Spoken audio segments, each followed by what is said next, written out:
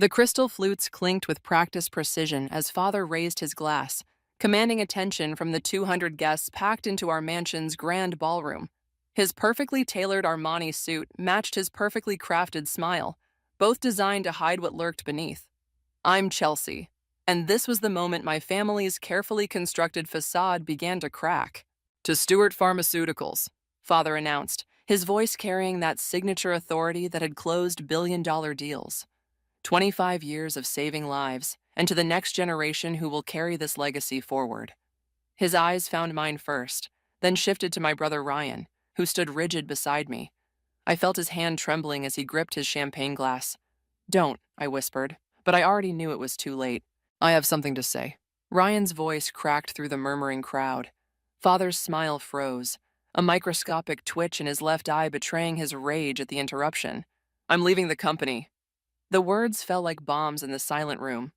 I can't be part of an organization that puts profits over planet. Our manufacturing processes are destroying ecosystems, and I won't. That's enough. Father's voice cut through the air like a blade. We'll discuss this privately. No. Ryan stood straighter, his voice stronger. I'm done with private discussions that lead nowhere. I'm joining environmental defense tomorrow. The world needs to know. The crack of father's hand against Ryan's face echoed through the ballroom. Gasps rippled through the crowd. My Aunt Sophie's lips curved into a slight smile, while her son Tom leaned forward, drinking in the spectacle. Security. Father's voice was deadly calm. Please escort my son out. Mark. Mother stepped forward, her designer dress rustling. Please, not like this. Be quiet, Lily. Father didn't even look at her. His eyes locked onto mine as two security guards led Ryan away. Chelsea, my office. Now.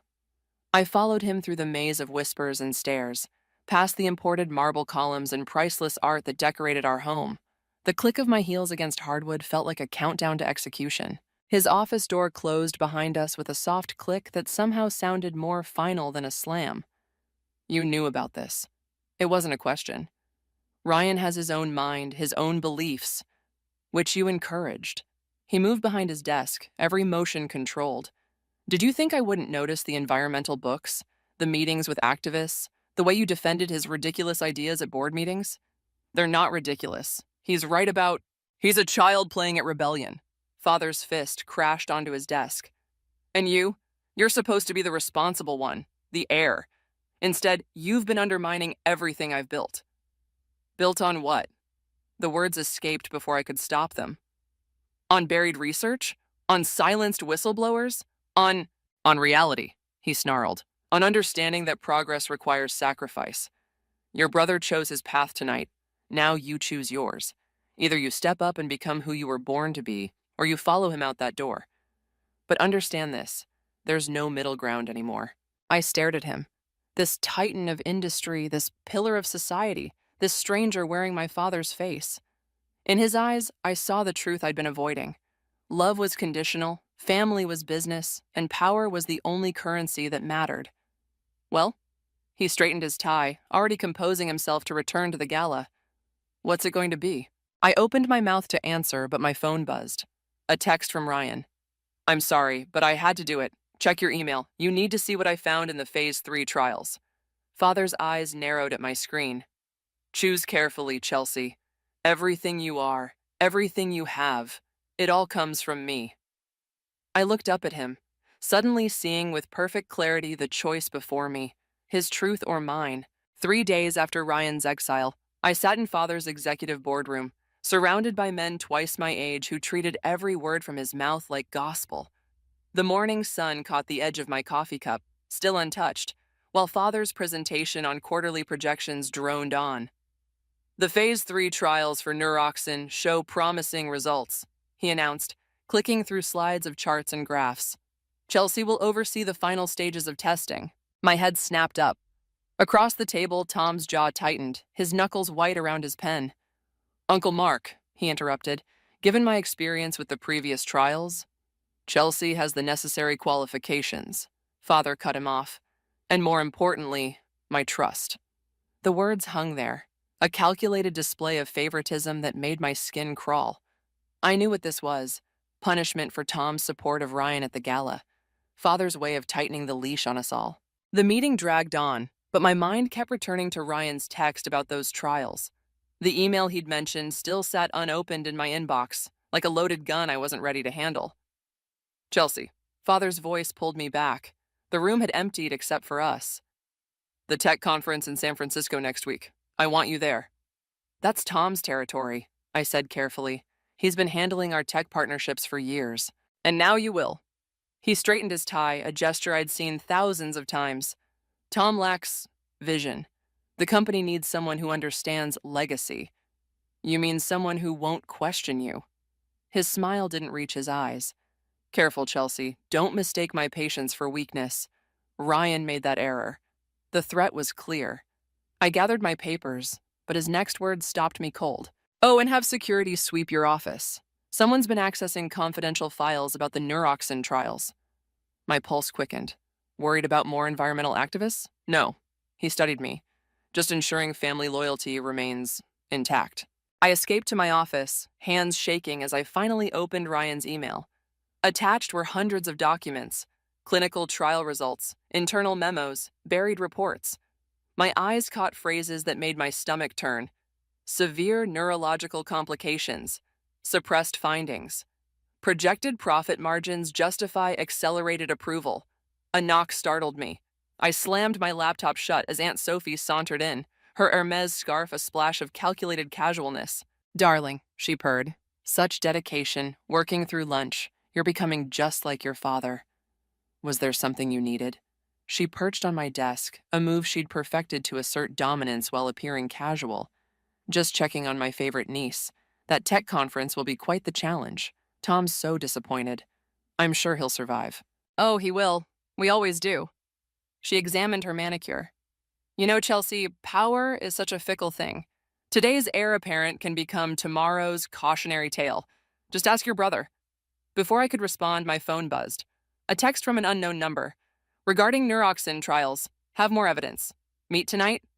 Sophie's eyes narrowed at my screen. I turned it face down, but her smile told me she'd caught enough to be dangerous. Well, she stood, smoothing her designer dress. I should let you get back to work. Those trials won't oversee themselves. She paused at the door. Oh, and Chelsea, do be careful with your correspondence. Walls have ears, especially in this building. After she left, I stared at the text message, my finger hovering over the reply button. The neuroxin documents felt like they were burning through my laptop. Father's threats echoed in my head. Sophie's warning hung in the air. My phone buzzed again. Time sensitive, lives at stake, please. I thought of Ryan, somewhere out there fighting for what he believed in. Thought of Father's carefully constructed empire, built on buried secrets and broken lives. Thought of the choice he'd forced on me in his office. Taking a deep breath, I typed, where and when. The response came immediately. Tonight, 8 p.m., Pier 39, come alone. Come. I deleted the conversation, knowing I'd just stepped onto a path I couldn't retreat from. Outside my office, I heard Tom's voice speaking urgently to someone. Sophie's heels clicked down the hallway. Father's empire hummed around me, a machine fueled by power and secrets, and I was about to throw a wrench into all of it. The ring felt heavy on my finger as I stood in Father's study, my hand intertwined with Ethan's. The antique grandfather clock ticked away seconds that felt like hours. Mother perched on the edge of her chair, while Sophie lounged against Father's desk with practiced nonchalance. A tech startup, Father said finally, rolling the words around his mouth like spoiled wine. And what exactly does your company do, Ethan? We're developing sustainable energy solutions, Ethan replied, his voice steady. Our latest project could revolutionize. Fascinating, Sophie cut in. Almost as fascinating as your modest background. Public school, community college, working class parents. Aunt Sophie, I warned. But she continued. I'm simply pointing out that certain adjustments might be necessary. The Stewart name carries expectations. Father stood, moving to the window that overlooked our manicured gardens.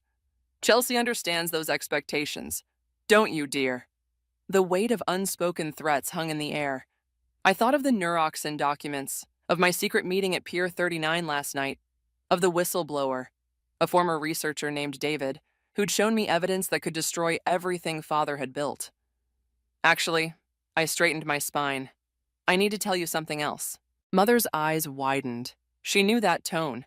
the same one Ryan had used before his exile. I'm leaving Stewart Pharmaceuticals. The silence that followed was absolute. Even the grandfather clock seemed to hold its breath. To join Ethan's company? Tom's voice dripped with mock concern as he appeared in the doorway. How romantic. To start my own consultancy, I corrected, focusing on ethical business practices and corporate responsibility. Father turned slowly from the window. Is that so? Yes. And there's something else you should know about the neuroxin trials. The crystal tumbler in Father's hand shattered against the wall, inches from my head. Mother gasped. Ethan stepped forward, but I held him back. You ungrateful child. Father's voice was deadly quiet. Everything I've built, everything I've sacrificed. Was it worth it? I pulled out my phone, displaying the documents David had given me. Worth hiding the deaths, the brain damage, worth buying off the families and threatening the researchers? Sophie's perfectly maintained composure cracked. You've been meeting with David. You knew? I turned to her, pieces clicking into place. Of course you did. You all did. Chelsea, Mother stood, reaching for me.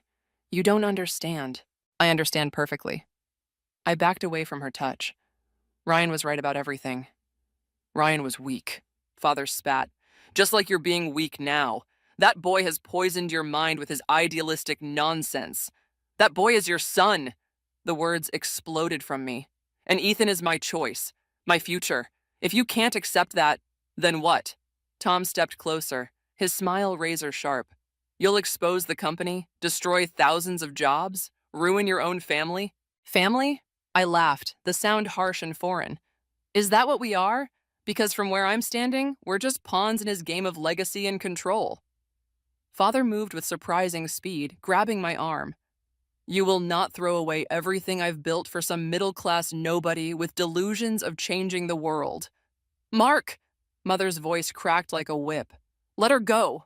But it was Ethan who stepped between us, his presence calm but unmovable. Take your hands off her. The room froze. Nobody had ever dared speak to Father that way in his own house. Get out. Father's voice trembled with rage. Both of you. If you walk out that door, Chelsea, don't ever come back. You'll have nothing. No money, no connections, no family.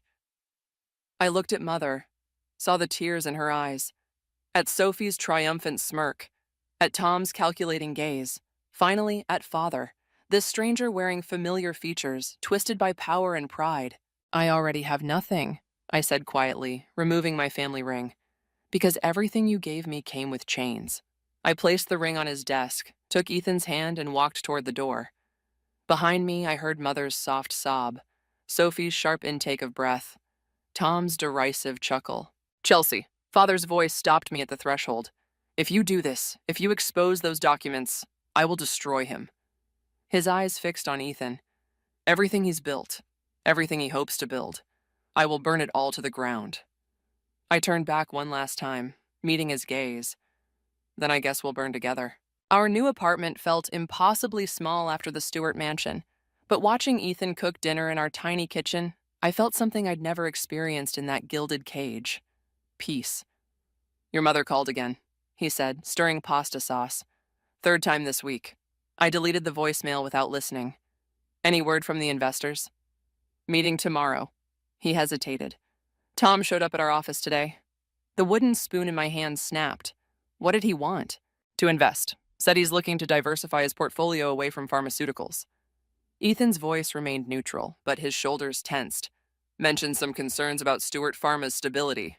Before I could respond, my phone buzzed. A news alert about Stewart Pharmaceuticals. The headline made my blood freeze. FDA launches investigation into Stewart Pharmaceuticals following multiple deaths. Chelsea? Ethan moved closer, reading over my shoulder. They rushed Neuroxin to market, I whispered, even after what David showed us about the trials. My phone exploded with messages. Mia sent links to more articles. Ryan texted from his environmental activist compound. Even Sophie, of all people, sent a cryptic, "We need to talk, urgently." A knock at our door made us both jump. Through the peephole, I saw Mother standing there, looking nothing like the polished society wife I'd grown up with. Her hair was disheveled, her designer clothes wrinkled. Please, she said through the door. 5 minutes. Ethan squeezed my shoulder. Your choice. I opened the door. Mother rushed in, clutching her tablet. Have you seen the reports? Tom's been falsifying safety data, pushing through approvals without proper testing. Your father, he's not well. The board is meeting tomorrow to discuss removing him. And you came here because? Because Sophie and Tom are making their move. They're using this crisis to take control of the company. She pulled up internal emails on her tablet. Look, they've been planning this for months. The Neuroxin scandal, the FDA investigation, they orchestrated all of it. Why should I care? I'm out. Done. Remember? Because people are dying, Chelsea. Her voice cracked. Real people. And because Tom's next target is Ethan's company. Ethan stepped forward. The investment offer. Mother nodded. It's a hostile takeover attempt. They'll use Stewart Pharma's remaining resources to absorb your company, then strip it for parts. They're desperate for cash after what they've done to the family business. My laugh sounded hollow. Karma's a bitch, isn't it? Chelsea, Mother grabbed my hands. I know what your father did was unforgivable, but this isn't about him anymore. Tom and Sophie will destroy everything in their path, including the good work you and Ethan are trying to do. My phone buzzed again. David, the whistleblower. Need to meet. Have proof of Tom's involvement in patient deaths. Not safe to talk here. I can't get involved, I said, but the words felt weak even to me. I walked away. Did you? Mother's eyes were shrewd. Or are you just waiting for the right moment to strike back? Ethan moved to the window, watching the street below. We've got company. Black SUV, tinted windows. Been there since your mother arrived.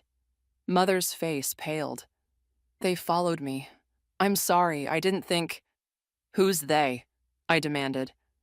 Tom's new security team. Ex-military. They've been watching all of us since the FDA announcement. My phone lit up with another message, this time from Ryan. Don't trust Mom, it's a trap. Call me. I looked at Mother, really looked at her.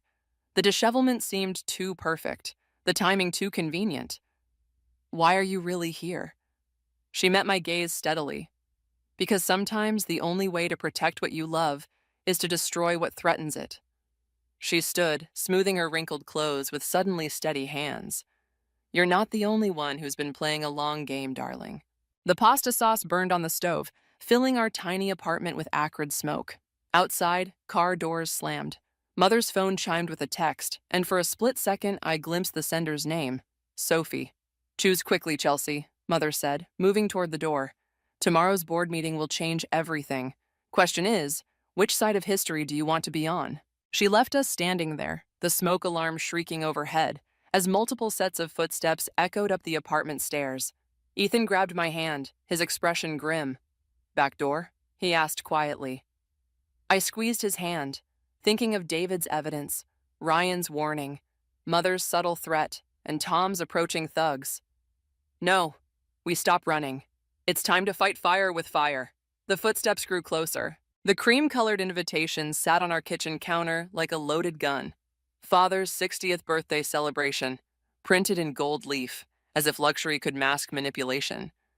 I'd been staring at it for 3 days, while Ethan pretended not to notice my growing obsession. David's dead. Mia's voice crackled through my phone. They're calling it suicide. The coffee mug slipped from my hand, shattering against the tile. Ethan's head snapped up from his laptop. When? Last night. Pills. But Chelsea, he sent me something first. Files. About Tom's involvement in the Neuroxin deaths. My hands trembled as I cleaned up the broken ceramic. Send them to me. Already did. But be careful. The detective mentioned surveillance footage of men entering David's apartment before... A sharp knock interrupted her. Through our apartment's thin walls, I heard Sophie's voice. Chelsea, we need to talk about your father's party. I have to go, I whispered to Mia, ending the call. Ethan moved closer. We don't have to open the door, but I was already moving, anger and adrenaline propelling me forward. Sophie stood in our hallway, looking expensive and dangerous in her Chanel suit. Darling, she air-kissed my cheek. This little experiment in independence is charming, but it's time to come home. Your father's not well. Funny timing. I kept my voice steady. Right after David's suicide. Something flickered in her eyes.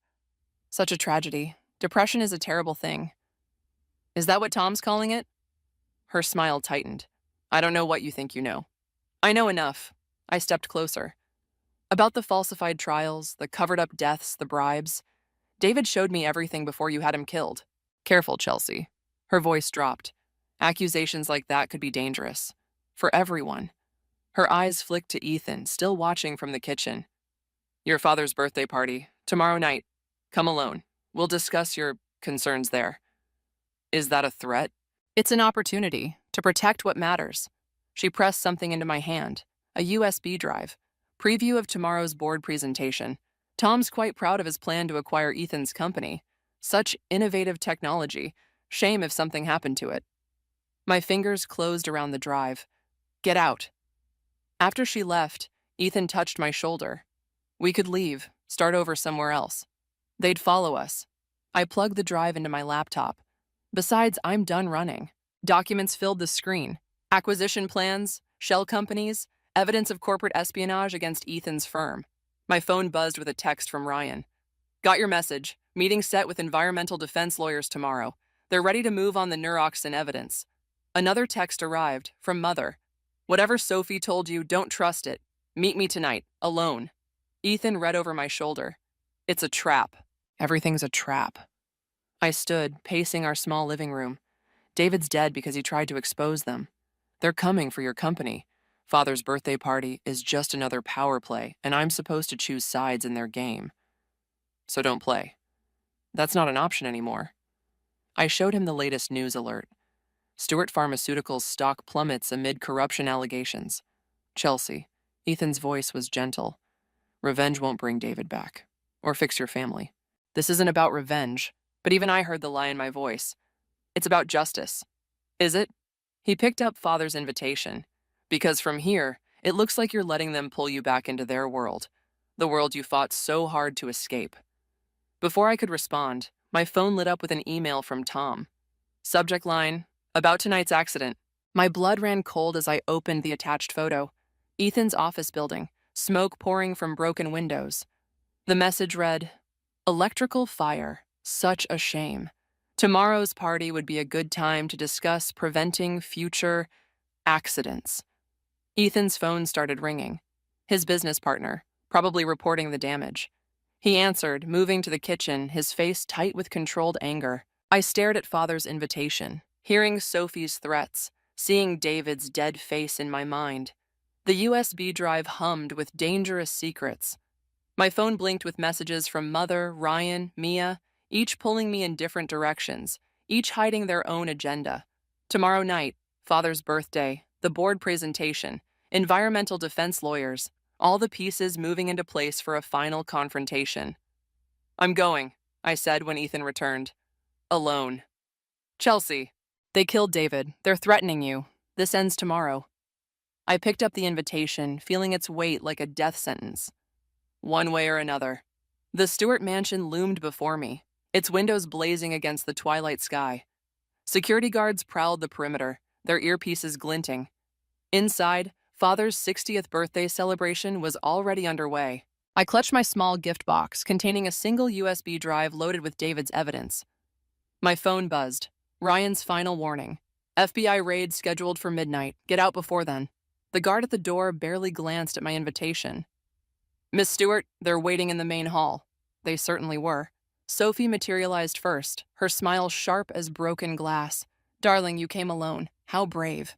Where's Father? Preparing his speech. Tom's with him, reviewing the board presentation for tomorrow. She touched my arm, her fingers like talons. There's still time to choose the right side, Chelsea. I pulled away, scanning the crowd. Mother stood by the grand staircase, watching me with unreadable eyes. The room hummed with wealthy parasites, all pretending not to stare at the prodigal daughter's return. Chelsea. Father's voice cut through the murmur. He descended the stairs, Tom hovering at his shoulder. I wasn't sure you'd come. Happy birthday. I held out the gift box. Something to remember me by. His eyes narrowed as he opened it. The USB drive sat on black velvet, innocent-looking despite its lethal contents. What's this? Everything. The neuroxin trials, David's evidence, proof of Tom's involvement in Careful. Tom stepped forward. You wouldn't want anything unfortunate to happen to Ethan's remaining assets. You mean like the fire you started? Father's hand closed around the drive. My office. Now. The study felt smaller than I remembered. Father sat behind his desk, Tom and Sophie flanking him like guard dogs. Through the window, I saw Mother in the garden, speaking urgently into her phone. "You think you can destroy everything I've built?" Father's voice was deadly quiet. "With what? A dead man's desperate accusations?" David had proof. David had theories. Tom smiled. "And a convenient drug habit. No one will believe. The FBI will." I pulled out my phone, showing them Ryan's message. "They're coming tonight, with warrants." The color drained from Father's face. Sophie grabbed the phone, reading quickly. "It's a bluff. Try me." I moved toward the door. "I should go. Let you prepare your statements for the press." "Wait," Father's voice cracked. "Please." I paused, hand on the doorknob. "What do you want?" He suddenly looked old, diminished. "Money? A position on the board? Name it." "I want justice." "Justice?" Tom laughed. "You want revenge, because we didn't bow to your little romance with the tech boy, because Daddy didn't approve, because you killed people." The words exploded from me. "Because you covered up deaths, threatened families, murdered David, and you're so innocent?" Sophie's voice dripped venom. "Show him, Tom." Tom pulled out his tablet, playing a video. My blood froze. Security footage of me meeting David at Pier 39, passing him an envelope. "Bribing a whistleblower," Tom said softly. "That's federal prison time. And look, the timestamp, the night before his unfortunate overdose." I didn't. "Of course not," Father stood. "But who will believe you? The bitter daughter, paying off employees to destroy her family's company?" My phone buzzed again. Unknown number. "David's evidence was fake. You've been played." Another message from Ryan. "Mom says get out now. It's a trap." Too late. Security filled the doorway behind me. Tom's smile widened as he held up a document. "The board voted an hour ago. Emergency measures to protect the company from internal threats." He pointed to Mother's signature at the bottom. "Even your mother agreed. You're now officially classified as a hostile entity." "You can't." "We can." Father's voice was ice. "Everything you own, every account, every contact, frozen. Your little consultancy? Shut down. Ethan's company? By morning, it'll be under our control. And if you try to fight it," Sophie added, "that footage goes public. How long do you think Ethan will stand by you when he learns you got his friend killed?" The room spun. Through the window, I saw Mother walking away, her shoulders stiff. My phone went dark, already disconnected. "Happy birthday to me," Father said softly. "Security will show you out. And Chelsea, don't come back, ever." I walked through the party in a daze, past whispers and stares. Outside, the night air hit like a slap. My car wouldn't start, disabled probably. In my purse, my credit cards would already be worthless. They'd taken everything. And worse, they'd made me the villain of the story. My phone had one last message from Ethan. "Something's wrong. All our accounts are frozen. What's happening?" I stared at the mansion, at the celebration continuing without me, and felt the last pieces of my old life crumble away. 3 days after Father's birthday party, Stewart Pharmaceuticals stock plummeted 90%. I watched it happen on Mia's laptop, since mine had been remotely wiped. The business networks buzzed with speculation about internal corruption, failed drug trials, and pending FDA investigations. "They're saying Tom's gone missing," Mia said, scrolling through news alerts. "Private jet to Switzerland last night." My burner phone vibrated. Ryan's latest update. "Environmental defense filing charges tomorrow. FBI moving in. Get to safety." "You should go," I told Mia. "Being seen with me isn't safe anymore." She closed her laptop. "Neither is being alone." Ethan called again. He's worried. "He shouldn't be. The company transfer papers were forged. His lawyers can prove it." "That's not why he's worried." Before I could respond, my phone lit up with an unknown number. Mother's voice came through, breathless. "Sophie's dead."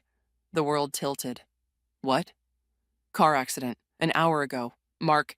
He's not making sense. He's in his office with a gun. Tom's documents. Chelsea, you need to come. Now." "Why should I believe you?" "Because I have proof. About everything. David's death, the trials, the cover-ups. I've been gathering it for months. Please." I looked at Mia, who nodded grimly. "I'll drive." The Stewart mansion's gates hung open. Security nowhere in sight. Mother met us in the foyer, her designer outfit wrinkled, mascara streaked. "He's destroying everything," she whispered, leading us upstairs. "After Sophie's accident, he found her files. She'd been documenting it all, every illegal decision, every threat. Insurance, she called it. Against what? Against him, against Tom, against anyone who tried to take her power. Mother's hands shook as she pulled out a USB drive. Including me. Gunshots exploded from Father's study. We rushed in to find him shooting his computer screen, papers scattered everywhere.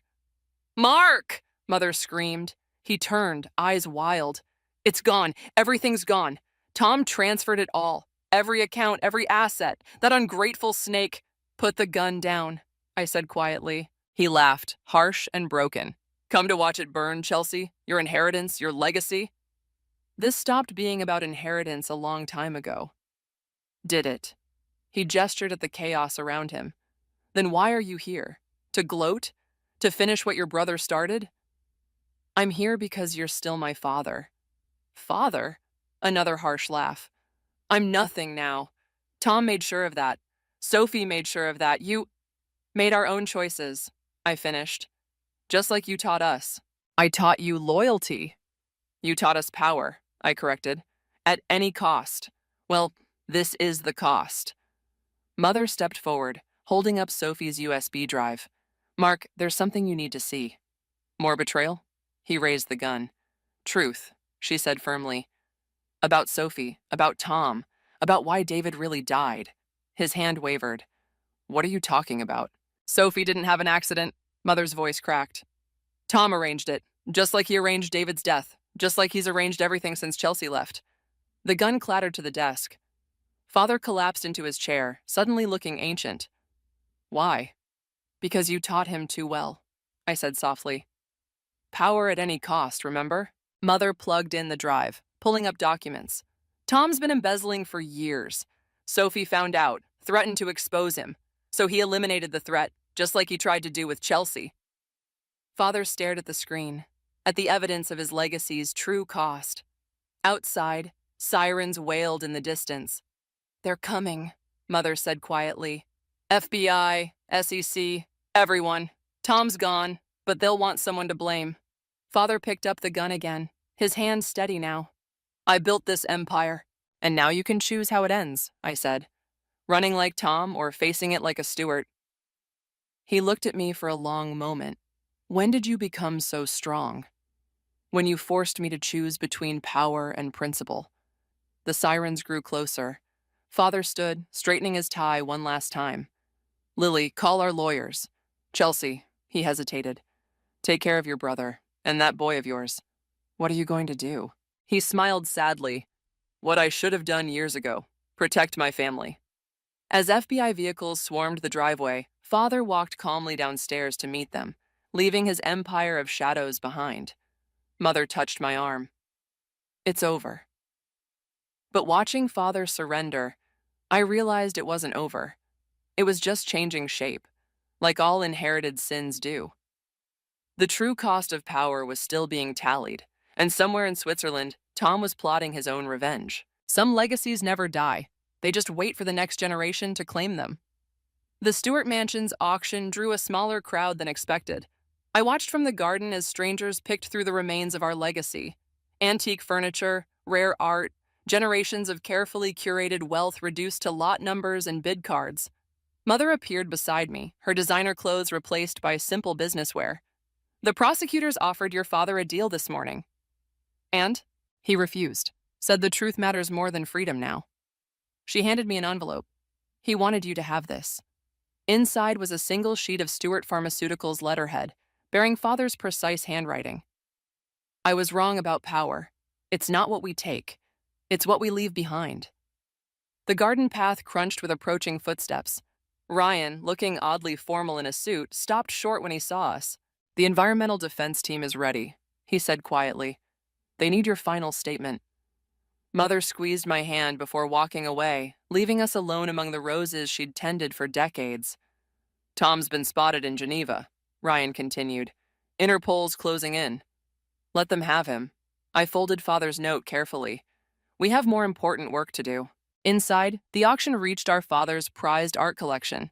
Through the window, I watched Ethan examining the accounting ledgers with federal investigators, his integrity unchanged by the chaos around him. My phone buzzed. Mia, with news about the victims' compensation fund we'd established. The Neuroxin families would receive their first payments tomorrow.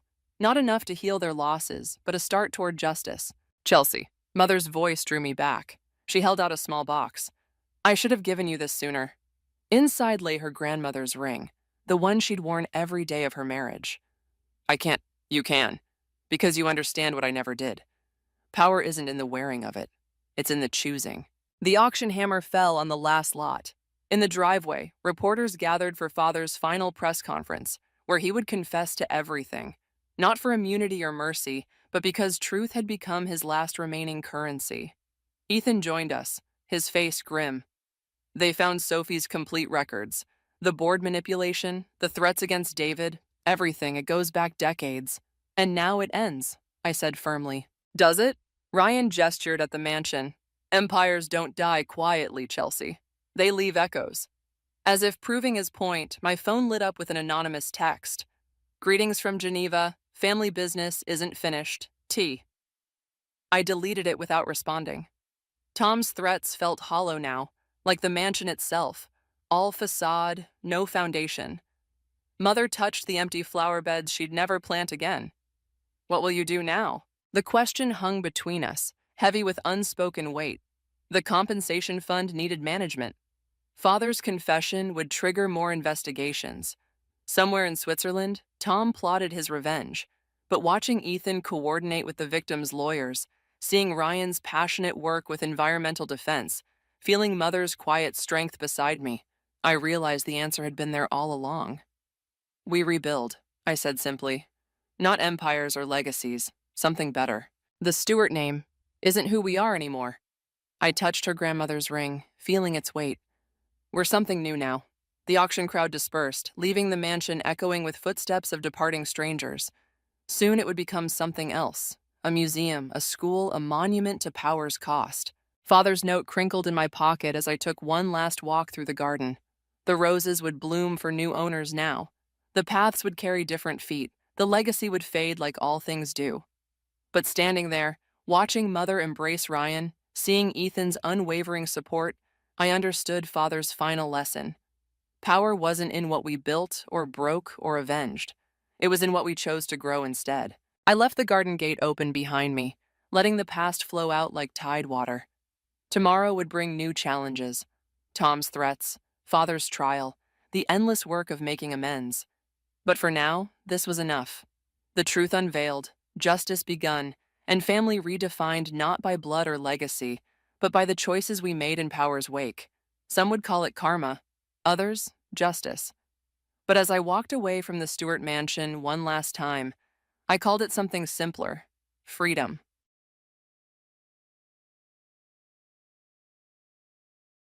On an autumn evening in Minnesota, Sarah Thompson stood in the kitchen preparing dinner.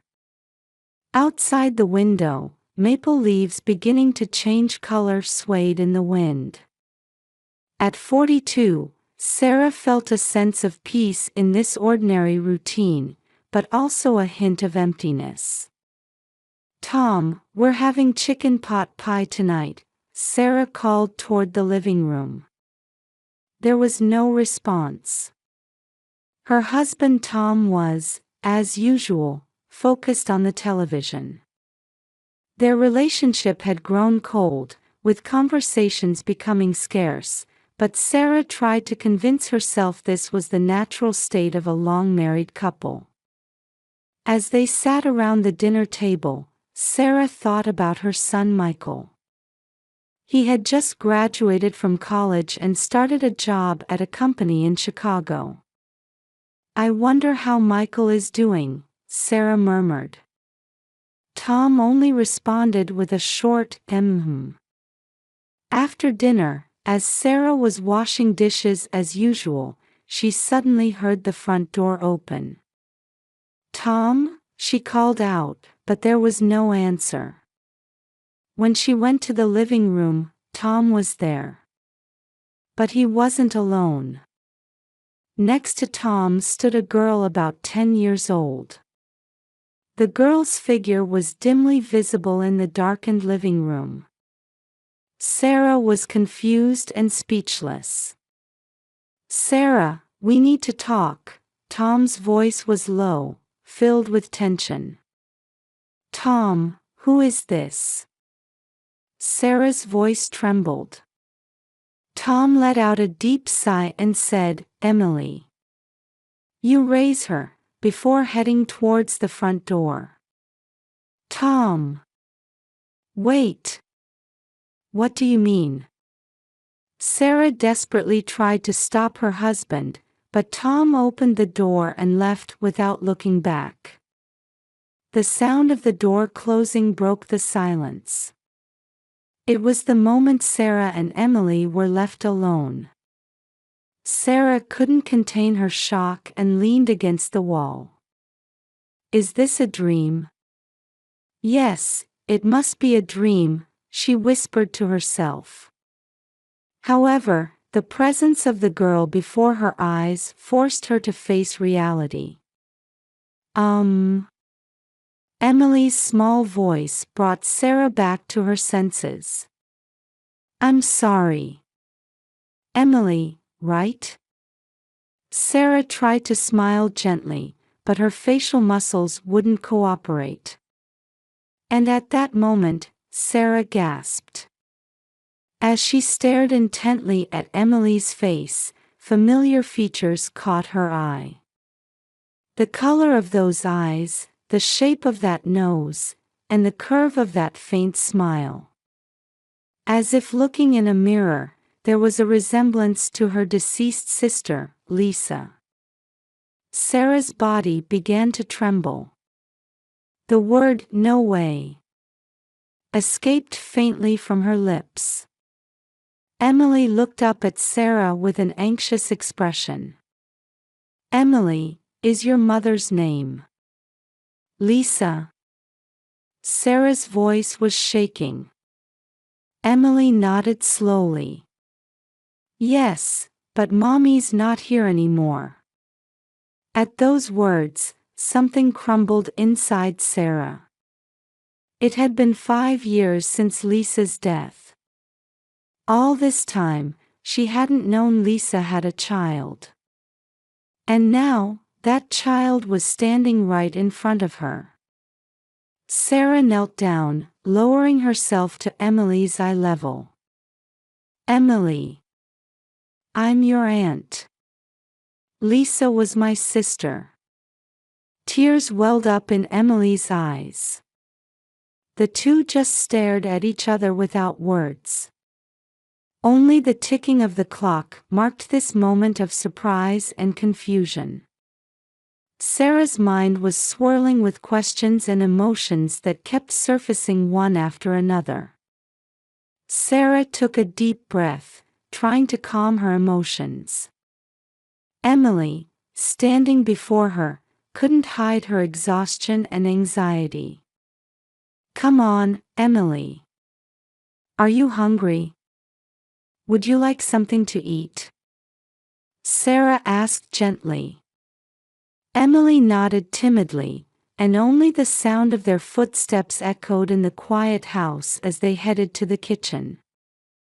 Sarah took cheese and ham out of the refrigerator and began making a simple sandwich. Meanwhile, Emily sat quietly at the kitchen table, fidgeting with the edge of her clothes with her small hands.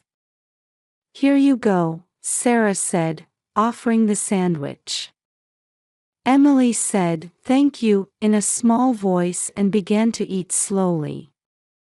Sarah sat next to her, watching over Emily while trying to organize the questions that kept popping up in her head. After Emily finished eating, Sarah made up the guest room bed and said, you can sleep here tonight. If you need anything, just call me, okay? Emily crawled into bed and quickly fell asleep, exhausted. Sarah returned to her own bedroom and picked up her smartphone with trembling hands. She sent multiple messages to Tom, demanding an explanation, but they weren't even marked as read. She tried to contact him on Facebook and Instagram too, but there was no response. After a sleepless night, Sarah called a local law firm first thing in the morning. Johnson and Associates Law Office, came the response. Sarah explained the events of the previous night. Mrs. Thompson, from what you've told me, your husband's actions are indeed problematic, Attorney Catherine Johnson replied in a calm voice. Child abandonment. With the quick response typical of a medium-sized town, Sarah was able to meet with Catherine at her office that afternoon. Tom's actions likely have legal implications. Let's start the legal process regarding Emily's custody and how to proceed, Catherine explained. As Sarah left the office, she let out a deep sigh in her car. Then, with shaking hands, she called her son Michael. Mom? What's wrong? Michael's voice was tinged with worry. Michael. Sarah tried to explain the events since the previous night as calmly as possible. But midway through, her voice choked up and tears fell. Mom, it's okay. I'll come home this weekend. We'll figure this out together. Michael's voice gave Sarah a little comfort. The next day, Sarah started moving early in the morning. First, she had to take care of Emily's immediate needs.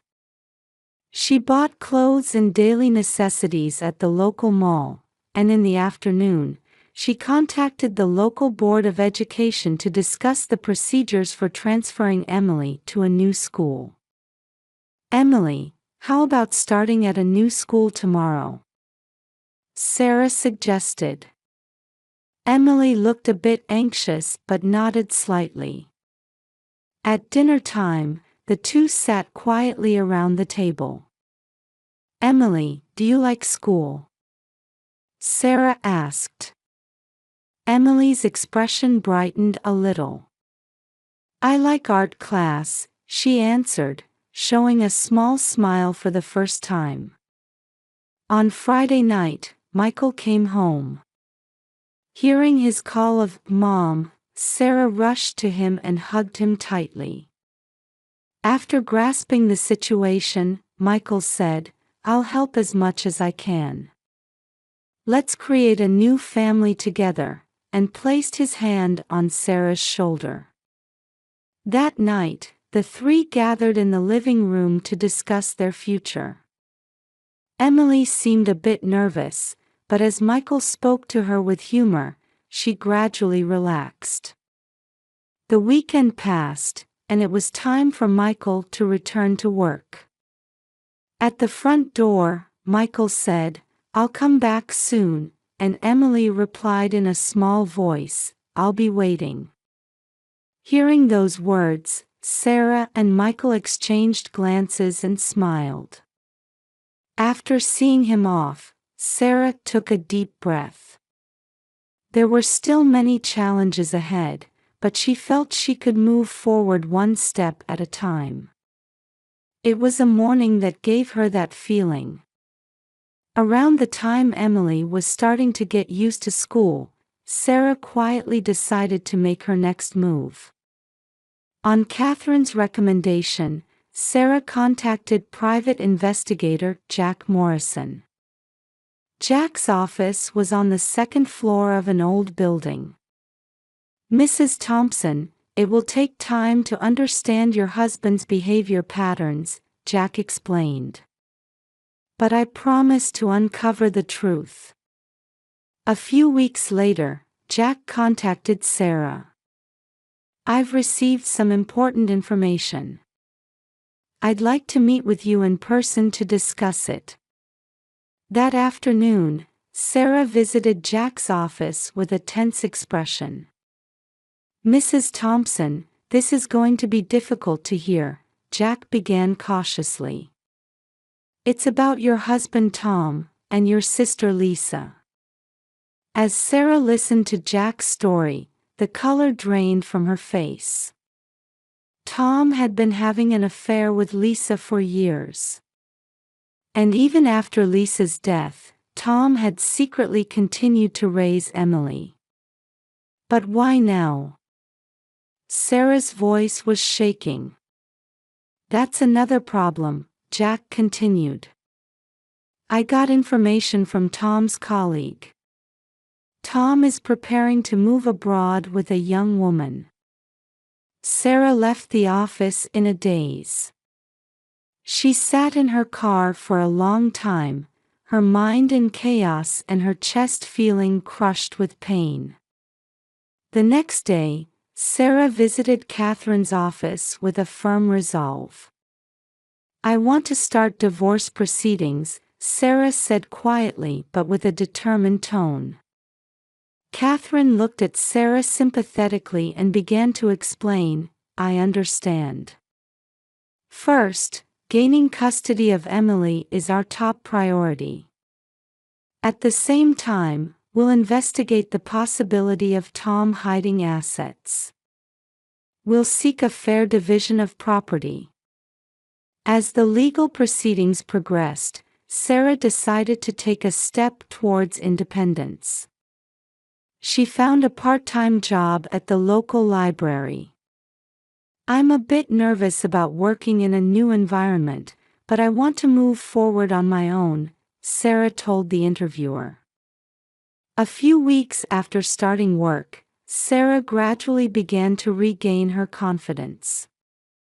Not only was she able to support the household, but she also started building new relationships.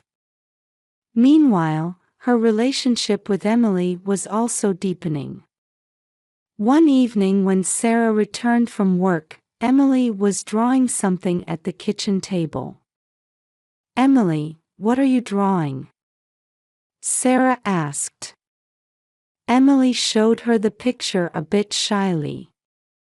It depicted Sarah and Emily walking hand in hand.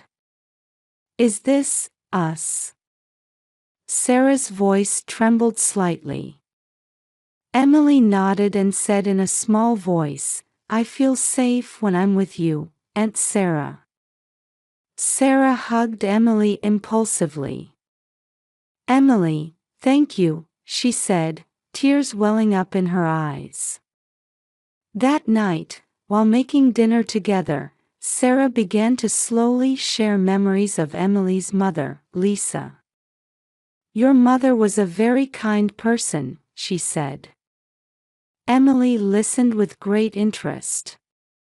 Each time Emily said, Tell me more, Sarah unraveled more precious memories. Before bed, as Sarah was reading a picture book to Emily in her room, Emily suddenly asked, Aunt Sarah, can I call you Mom? Sarah was at a loss for words and just hugged Emily tightly. At that moment, she felt their bond deepen even further. A new chapter in their lives had begun. There were still many challenges ahead, but Sarah and Emily would move forward one step at a time, supporting each other. Sarah began to feel a new bond forming through her days with Emily. One night, when Emily woke up from a nightmare, Sarah gently embraced her and whispered, It's okay. I'm here with you. That night, they talked for a long time, sharing Emily's anxieties and worries. On the weekend, Sarah took Emily to a local art class. Emily, your drawings are really wonderful, Sarah said, and Emily's face lit up. I want to get better, Emily replied, and at that moment, Sarah was determined to nurture her talent. After dinner, they looked through photo albums together, talking a lot about Lisa. Your mother used to laugh like this, Sarah said nostalgically, and tears glistened in Emily's eyes. Every time Emily said, Tell me more, Sarah continued to gently share her memories. The neighbors also warmly watched over their new family structure. The elderly neighbor, Mrs. Johnson, sometimes brought over homemade apple pie. "You two are such a lovely family," she smiled. Michael also called frequently and visited during his vacations. "Mom, how's life with Emily?" Michael asked, and Sarah happily replied, "It's challenging at times, but every day is fulfilling." However, their peaceful days were shaken by a sudden event. One Saturday afternoon, as Sarah and Emily were planting flowers in the garden, Tom suddenly appeared. "Emily, we're leaving." Tom's voice was cold and intimidating.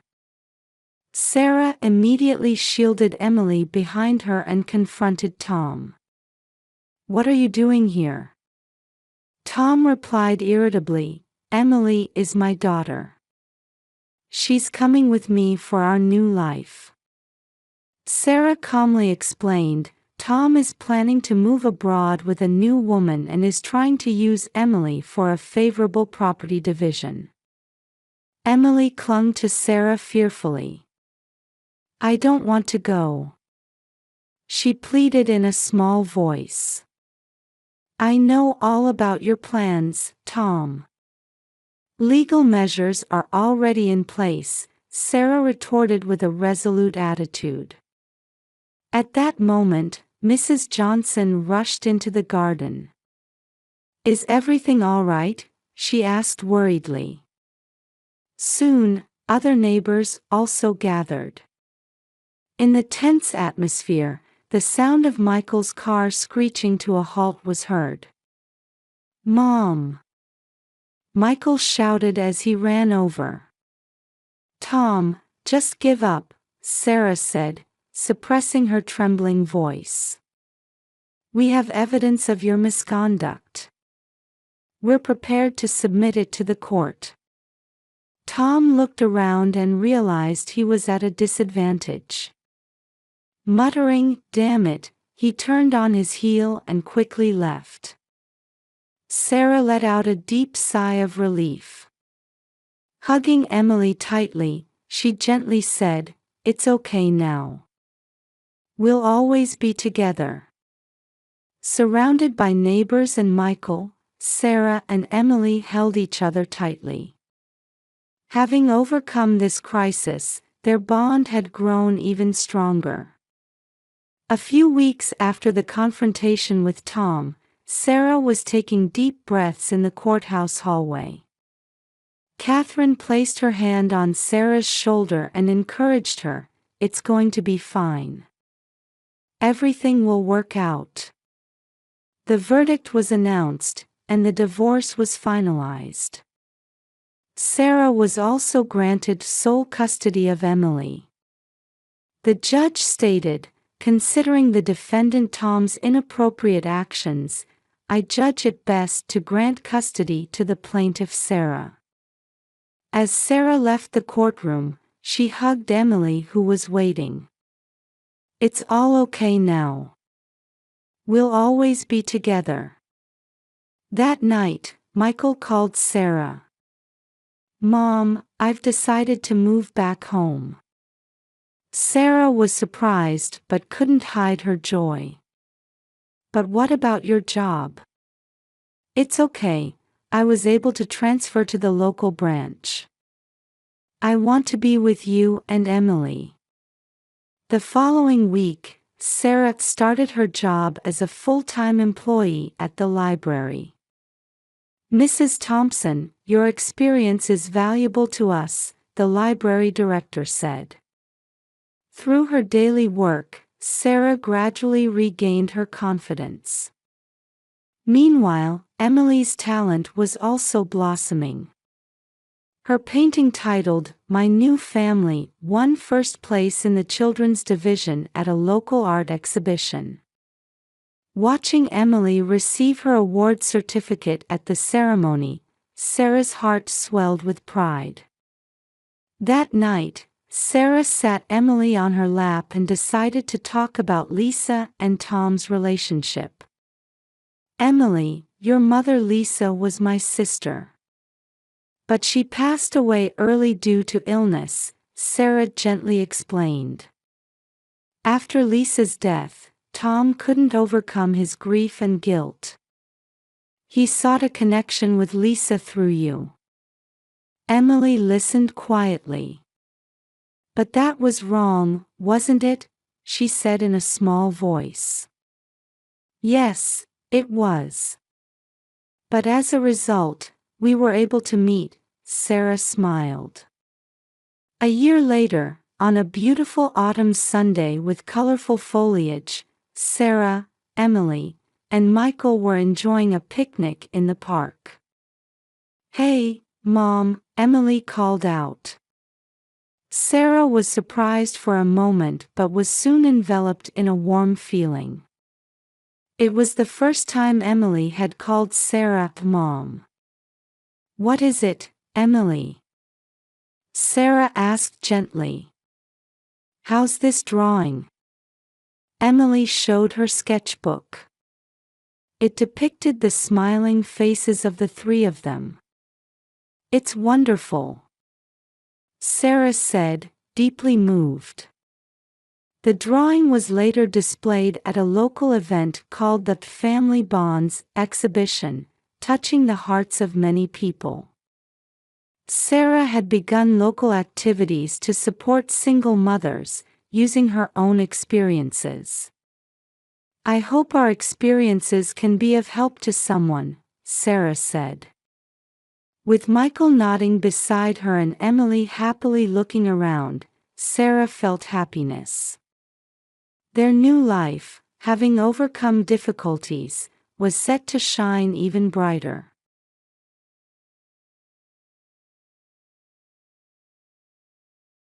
Sitting in the living room bathed in autumn sunlight, I was leafing through an old photo album. My heart clenched as I gazed at the smiling face of my grandson, Michael. "My name is Emily Johnson. Even now, in my 60s, I'm still living quietly in this small town called Maple Grove. A year ago, when 5-year-old Michael passed away in an accident, it felt like all the color drained from my life. My daughter Sarah and her husband John were plunged into deep sorrow, and since then, I've felt like there's been a crack in our family bonds. Last month, I received a call from Sarah. She told me that her husband John had been transferred overseas for work. We want to move forward in a new environment," Sarah said, but there was no strength in her voice. Despite my mixed feelings, I accepted their decision. However, the question of what to do with their house after they left was an issue. In the end, we decided to demolish the old house and clear the land. Letting go of that house filled with memories was painful, but I suppose that's just part of life. As the demolition day approached, my heart grew heavier. On the morning the demolition was set to begin, I woke up early. Unable to eat breakfast, I left the house with an unsettled feeling. As I drove, I remembered how many times I had driven down this road with Michael. When I arrived at Sarah's house, the workers were already gathered. They greeted me politely when they noticed me. "Good morning, Mrs. Johnson. If there's anything we can help you with today, please don't hesitate to ask," said a man who seemed to be the leader. "Thank you. But I'm fine. I just want to look around inside for a bit," I replied. As I entered the house, a familiar scent hit my nose. Michael's drawings were still taped to the walls. In the kitchen, memories of baking cookies with Sarah came flooding back. In the corner of the living room, the bookshelf John had assembled still stood quietly. As I climbed the stairs and entered Michael's room, tears welled up in my eyes. His toys and clothes were still there, just as if he might return at any moment. On the bed lay the blanket I had knitted for him, neatly folded. Looking out the window, I saw the swing in the garden. I vividly remembered, as if it were yesterday, Michael laughing and shouting, "Higher," as he swung. Forgetting the passage of time, I slowly walked through the house. Every room was filled with memories. The happy days we spent in this house, and sometimes painful events, were all part of our lives. The sound of engines outside brought me back to reality. The workers must be starting preparations for the demolition. Taking a deep breath, I headed for the front door. As I stepped outside, the workers were looking at me with concern. "Are you all right?" the leader asked. I managed a smile and replied, "Yes, I'm fine. Let's begin." And so, with the sound of heavy machinery, the demolition of the house filled with our family memories began, quietly but surely. As the demolition progressed, I stood in the garden, watching the work. As the autumn breeze caressed my cheeks, memories of my family flashed through my mind. With each sound of the heavy machinery, I felt a tightening in my chest. Suddenly, the work came to a halt. The leader approached me. "Mrs. Johnson, we'd like to check the basement. Do you have the key?" I tilted my head in confusion. "Basement? This house doesn't have a basement." The leader looked perplexed. "But there's a basement marked on the blueprints." Driven by curiosity, we entered the house. When we removed an old rug in the corner of the living room, there was indeed something that looked like a door. A rusty latch, showing no signs of recent use, caught my eye. "I had no idea this was here," I murmured. As the workers tried to open the door, we heard a faint sound. We held our breath and listened. And then we heard it again. "Help! Somebody, help!" A weak but clear voice. My heart began to race. The voice sounded like Michael. I found myself saying out loud. The workers hurriedly tried to open the door, but years of rust made it difficult to move. While the leader ran to get tools, I pressed my ear against the door. "Michael? Is that you?" "It's Grandma." There was no response, but I could hear faint noises. My hands were shaking, and cold sweat beaded on my forehead. When the door finally opened, a damp smell wafted out. The beam of a flashlight illuminated a dark staircase, and we slowly descended. The basement was larger than expected, with a small room at the far end. That door too was tightly shut. "Michael? Are you in here?" A weak reply came. "Grandma." The moment I heard that voice, tears streamed from my eyes. As the workers opened the door, a small figure was visible in the dim corner of the room. The face illuminated by the flashlight was undoubtedly my grandson, Michael.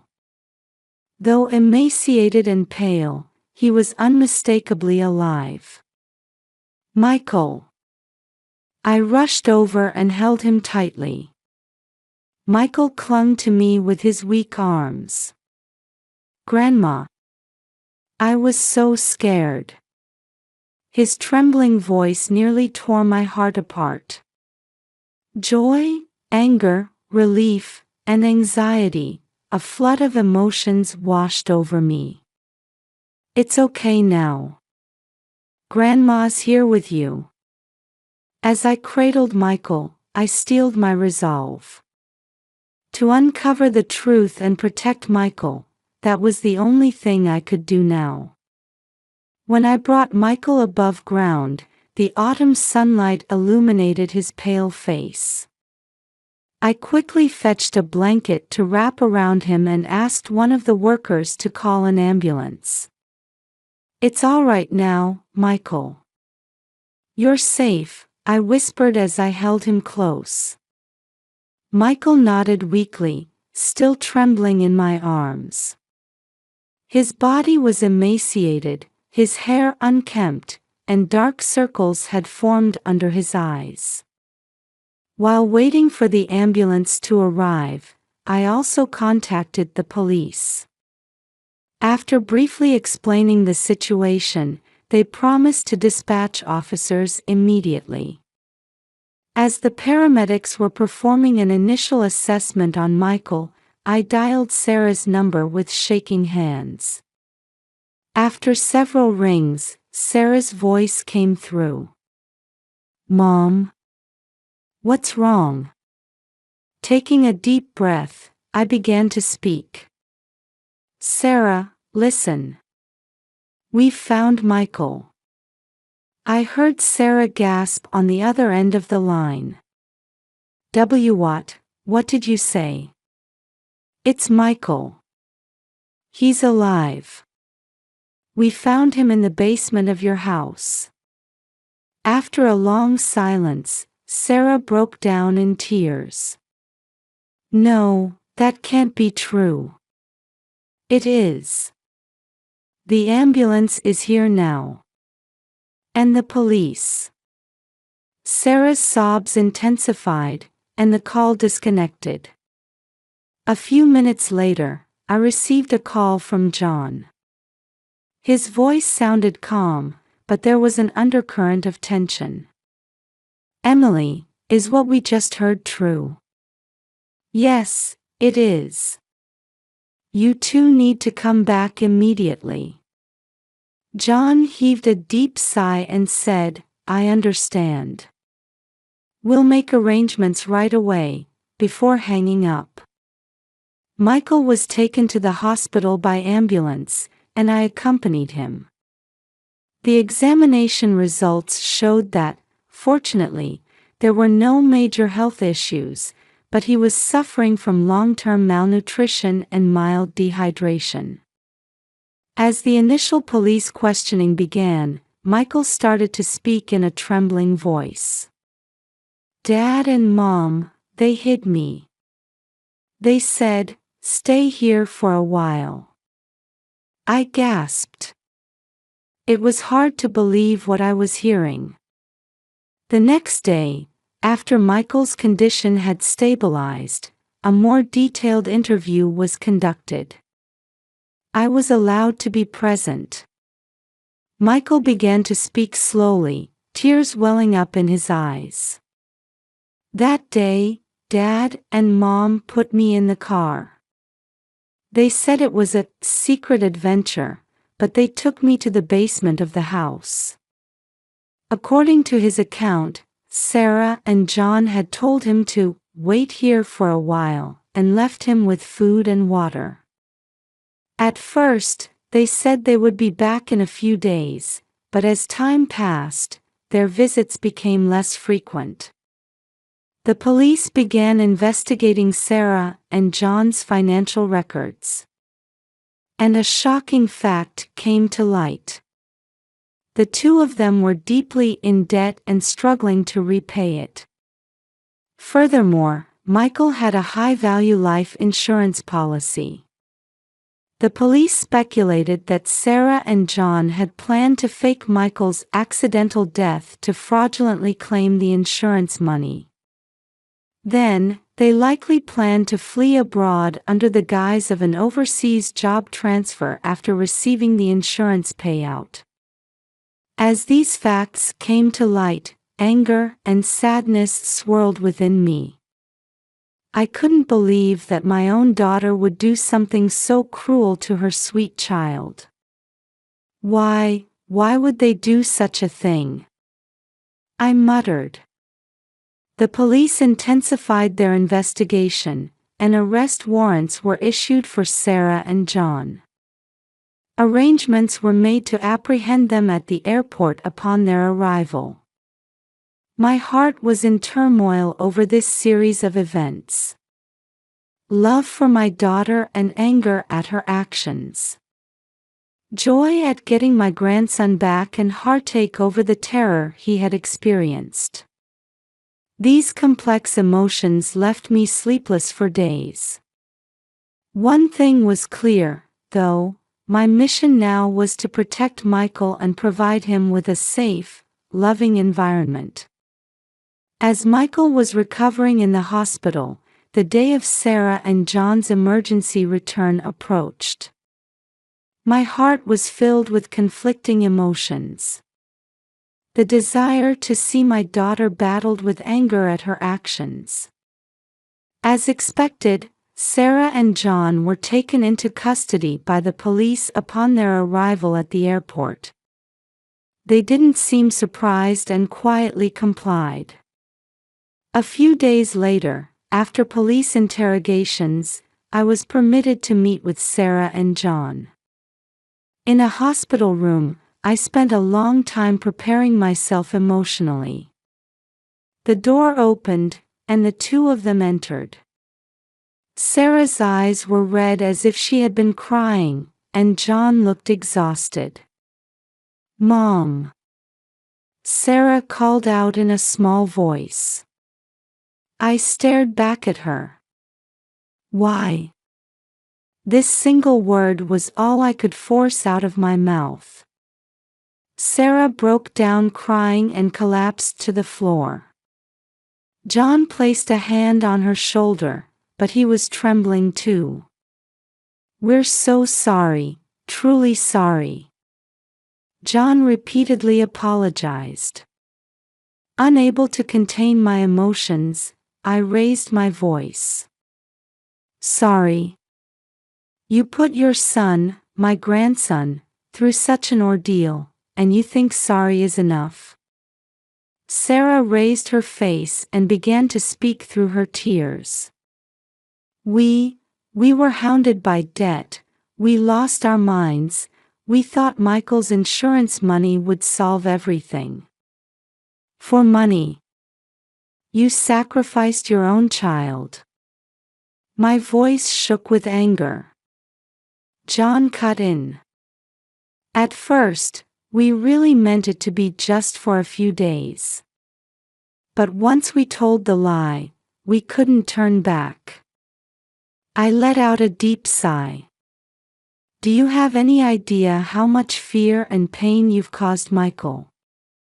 At that moment, there was a knock on the door, and a nurse brought Michael in.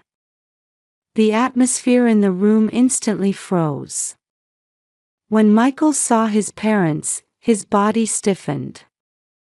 Sarah and John tried to approach their son, but Michael hid behind me. "Michael.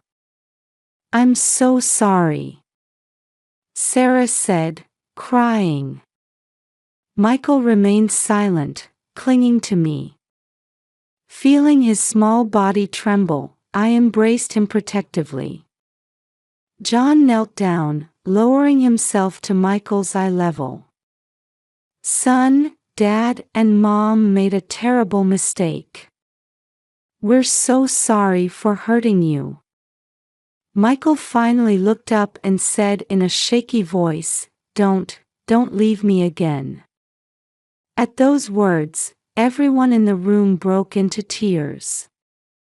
Sarah and John bowed deeply, acknowledging their crime and stating they were prepared to accept any punishment.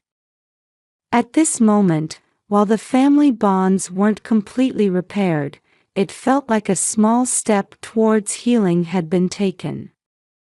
Sarah and John's trial shocked the local community. They were charged with child abuse and insurance fraud, and ultimately received prison sentences. During the trial, the details of their plan were revealed. "We intended to rescue Michael before the house was demolished," Sarah testified tearfully on the stand. "But we had to leave the country earlier than planned to escape from debt collectors." John added, "We thought no one knew about the basement. We planned to come back before the demolition, but—" Their words left the courtroom silent. The foolishness of their plan and their sense of regret were painfully clear.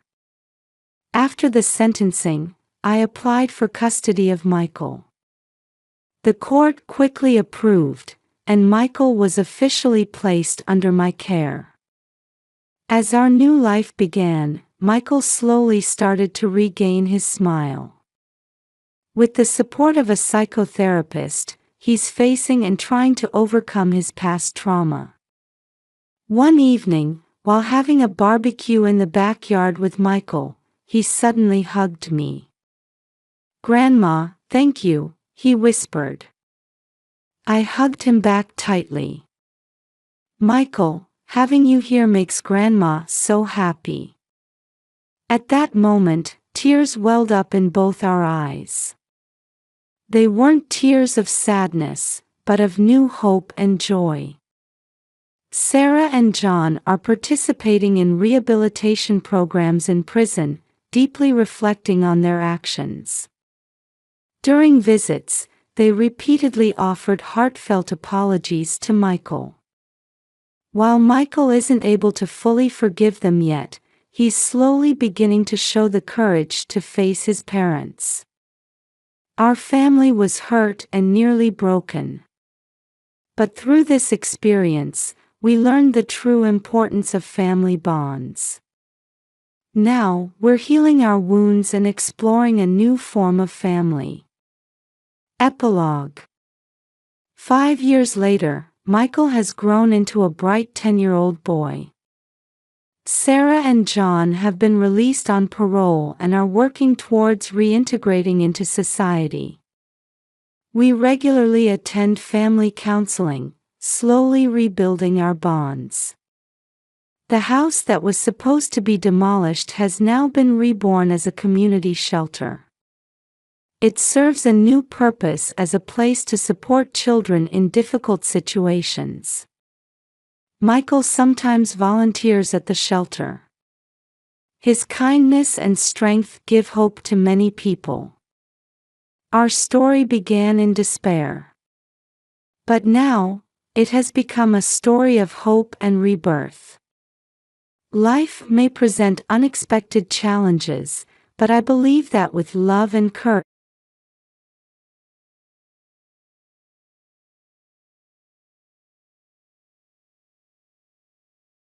My name is Sarah Johnson.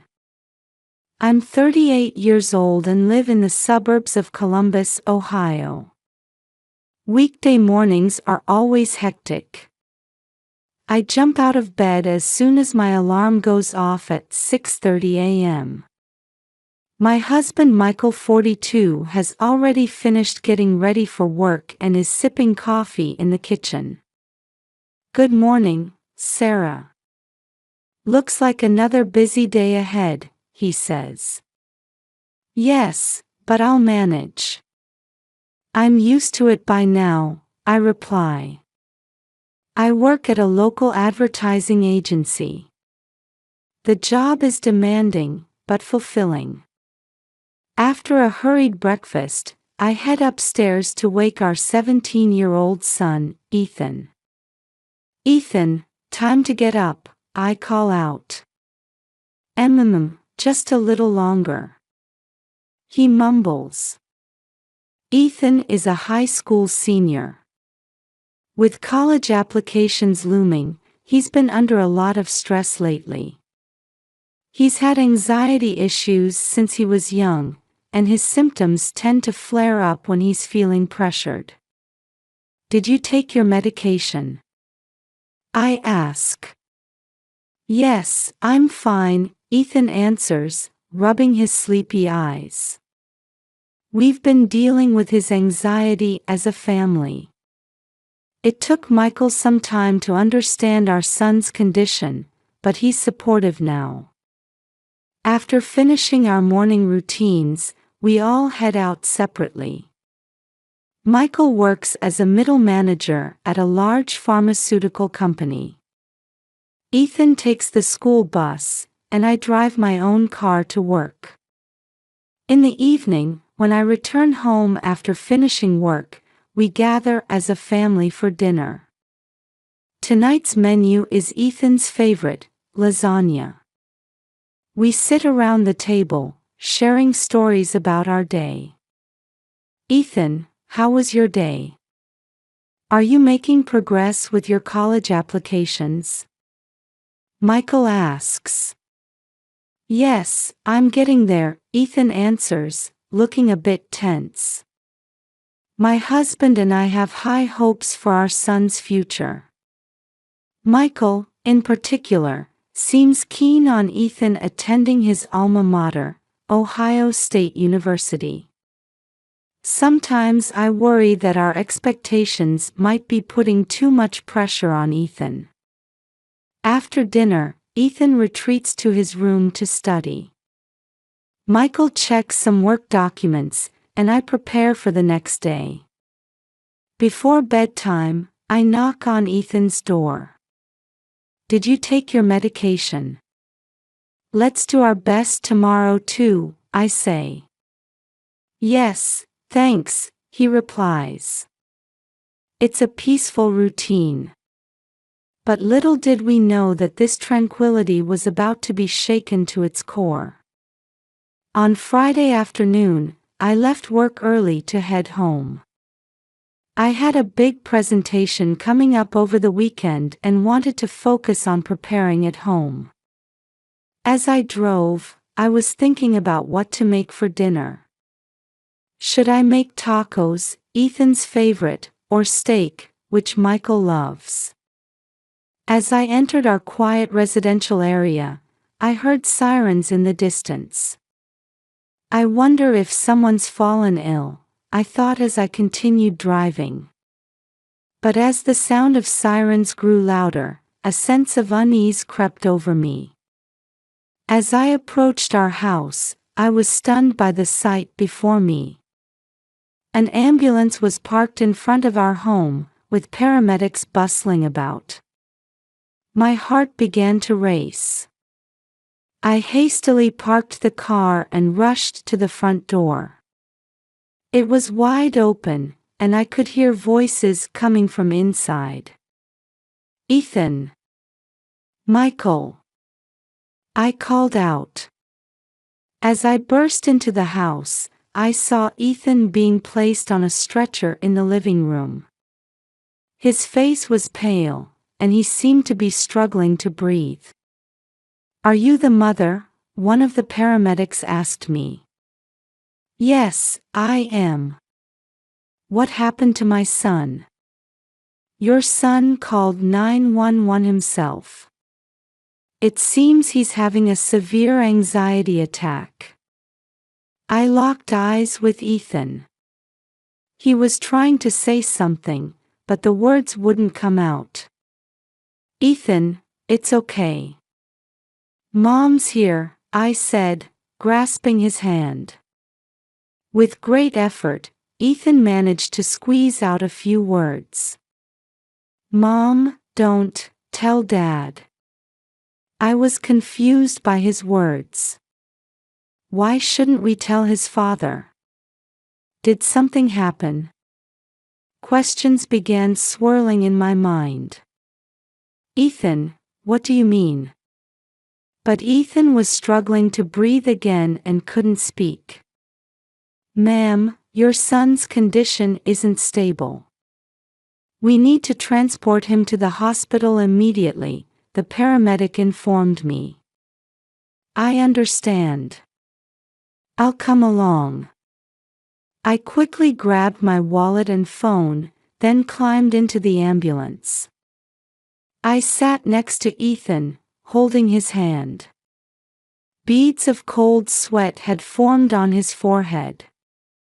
As the ambulance drove off, I debated whether to contact Michael. Ethan's words kept replaying in my mind. Why doesn't he want me to tell his dad? Is there something he's hiding? During the ride to the hospital, my mind was a whirlwind of confusion and worry. Ethan's condition, his mysterious words, everything was puzzling, and I couldn't find any answers. Upon arrival at the hospital, Ethan was immediately taken to the treatment room. I was told to wait in the waiting area, where I finally had a moment to catch my breath. I took out my phone, torn about whether to contact Michael. He has a right to know. But I can't ignore Ethan's words either. In the end, I decided to send just a simple message. Work's running late. Have dinner without me. I don't like lying. But right now, I wanted to respect Ethan's wishes. And I felt a growing need to uncover the truth behind this situation. I sat down in a chair in the waiting room and closed my eyes. In my mind, I tried to piece together the events of the day. How could an ordinary Friday afternoon turn into this? Little did I know that this incident would become a turning point in our family's life. As I sat in the hospital waiting room, I tried to calm my racing thoughts with deep breaths. The wall clock seemed to be moving unusually slowly. Around me, other people waited for news about their loved ones, all wearing similar expressions of tension. Mrs. Johnson. A nurse's voice snapped me back to reality. Yes, that's me, I responded. Your son's condition has stabilized. Please follow me. As the nurse led me to the treatment room, the white corridors and smell of disinfectant heightened my anxiety. When I opened the door, I saw Ethan lying on the bed. His color had improved somewhat, but he still looked exhausted. Ethan, are you all right? I asked. Ethan nodded slightly. Yes, sorry for worrying you, he said. The attending physician approached us. Mrs. Johnson, your son experienced a severe anxiety attack, but he's stable now. We'll need to keep him under observation for a while, but I think he'll be able to go home tonight. I let out a sigh of relief. Thank you, doctor.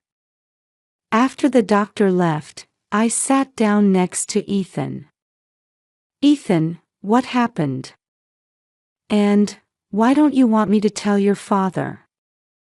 Ethan averted his eyes and paused for a moment, as if choosing his words carefully.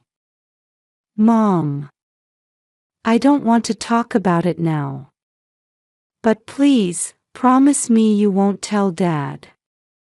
The serious look in his eyes convinced me that something significant had occurred. I understand. But when you're feeling better, we need to talk about this, okay? Ethan nodded slightly. At that moment, something crystallized within me. All the years I'd devoted to our family, the trust we'd built, it felt like I could hear it all crumbling in an instant. Mom, is it my fault that our family is falling apart? Ethan's voice trembled. I shook my head firmly. No, Ethan. This is the result of your father's choices.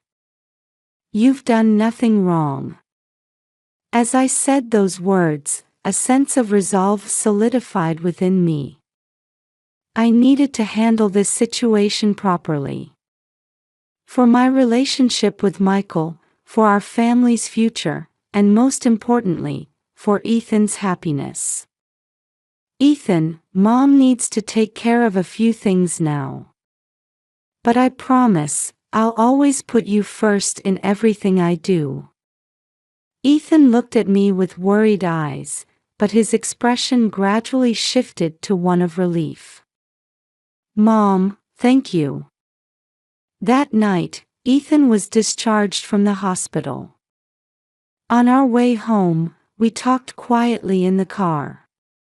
We decided to tell Michael that Ethan had just experienced mild hyperventilation. Now that I knew the truth, I wasn't sure how to face Michael. The next morning, I woke up early and headed to the living room. Michael was still asleep.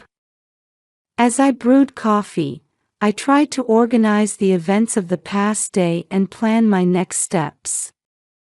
First, I needed to gather evidence. I had to confirm the photos Ethan had mentioned.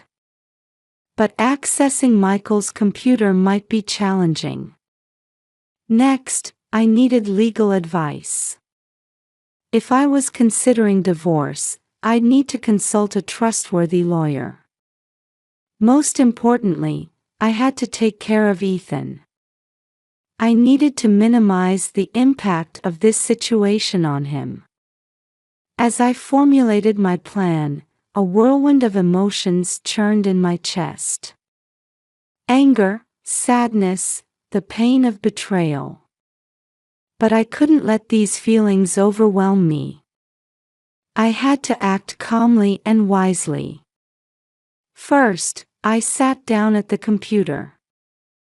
I searched for reputable divorce lawyers in the area and sent an email to schedule a consultation.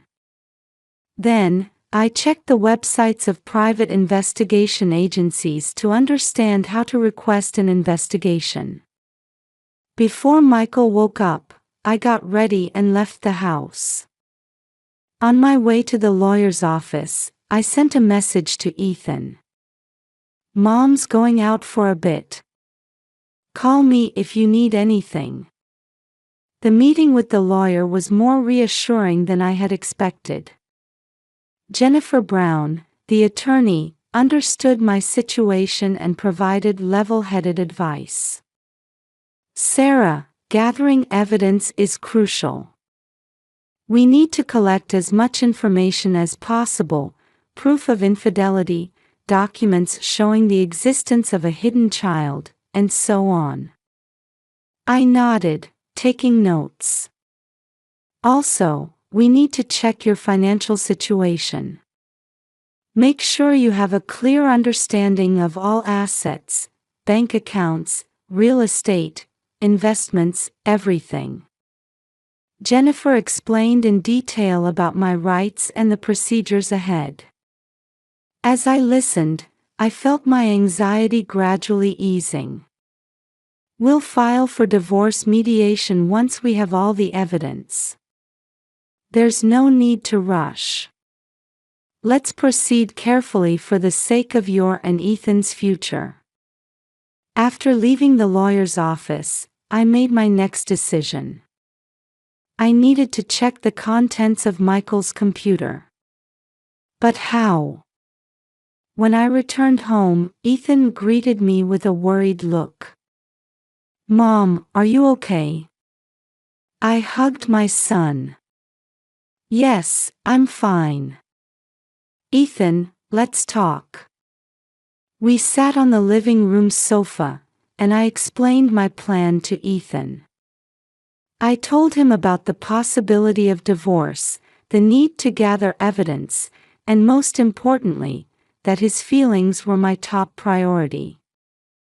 Ethan, things might get tough from now on. But Mom will protect you. We'll get through this together. Ethan nodded silently and gently squeezed my hand. Mom, I'll do my best too. I'll help with Dad's computer. His words brought tears to my eyes. I was deeply grateful for my son's strength and kindness. The road ahead won't be easy. But I believe that if Ethan and I walk it together, we can overcome anything. With that belief, we began preparing to take our first steps into our new life. 6 months have passed since Ethan and I took our first steps into our new life.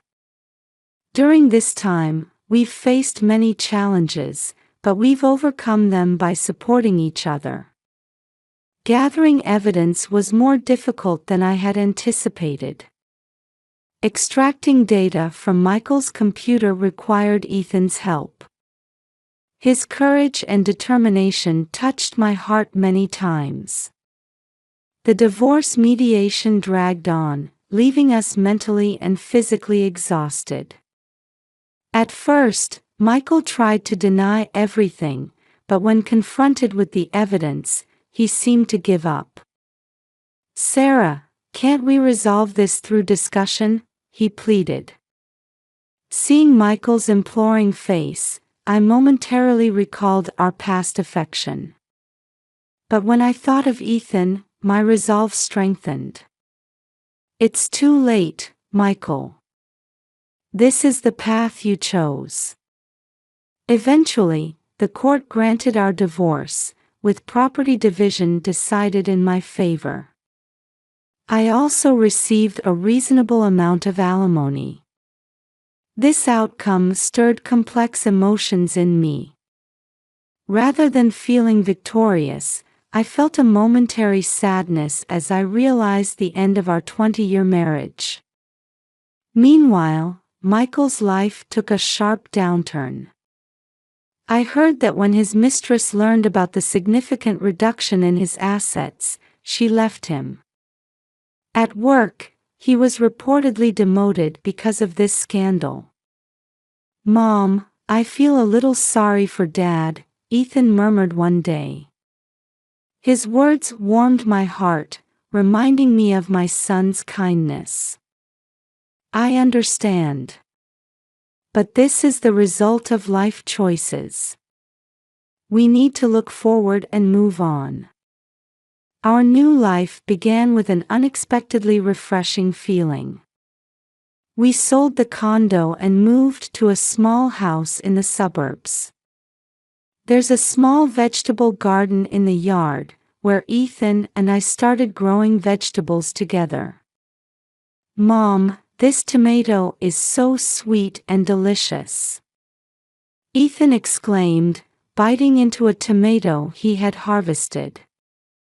Seeing him like this filled me with genuine happiness. Ethan also successfully navigated his college applications.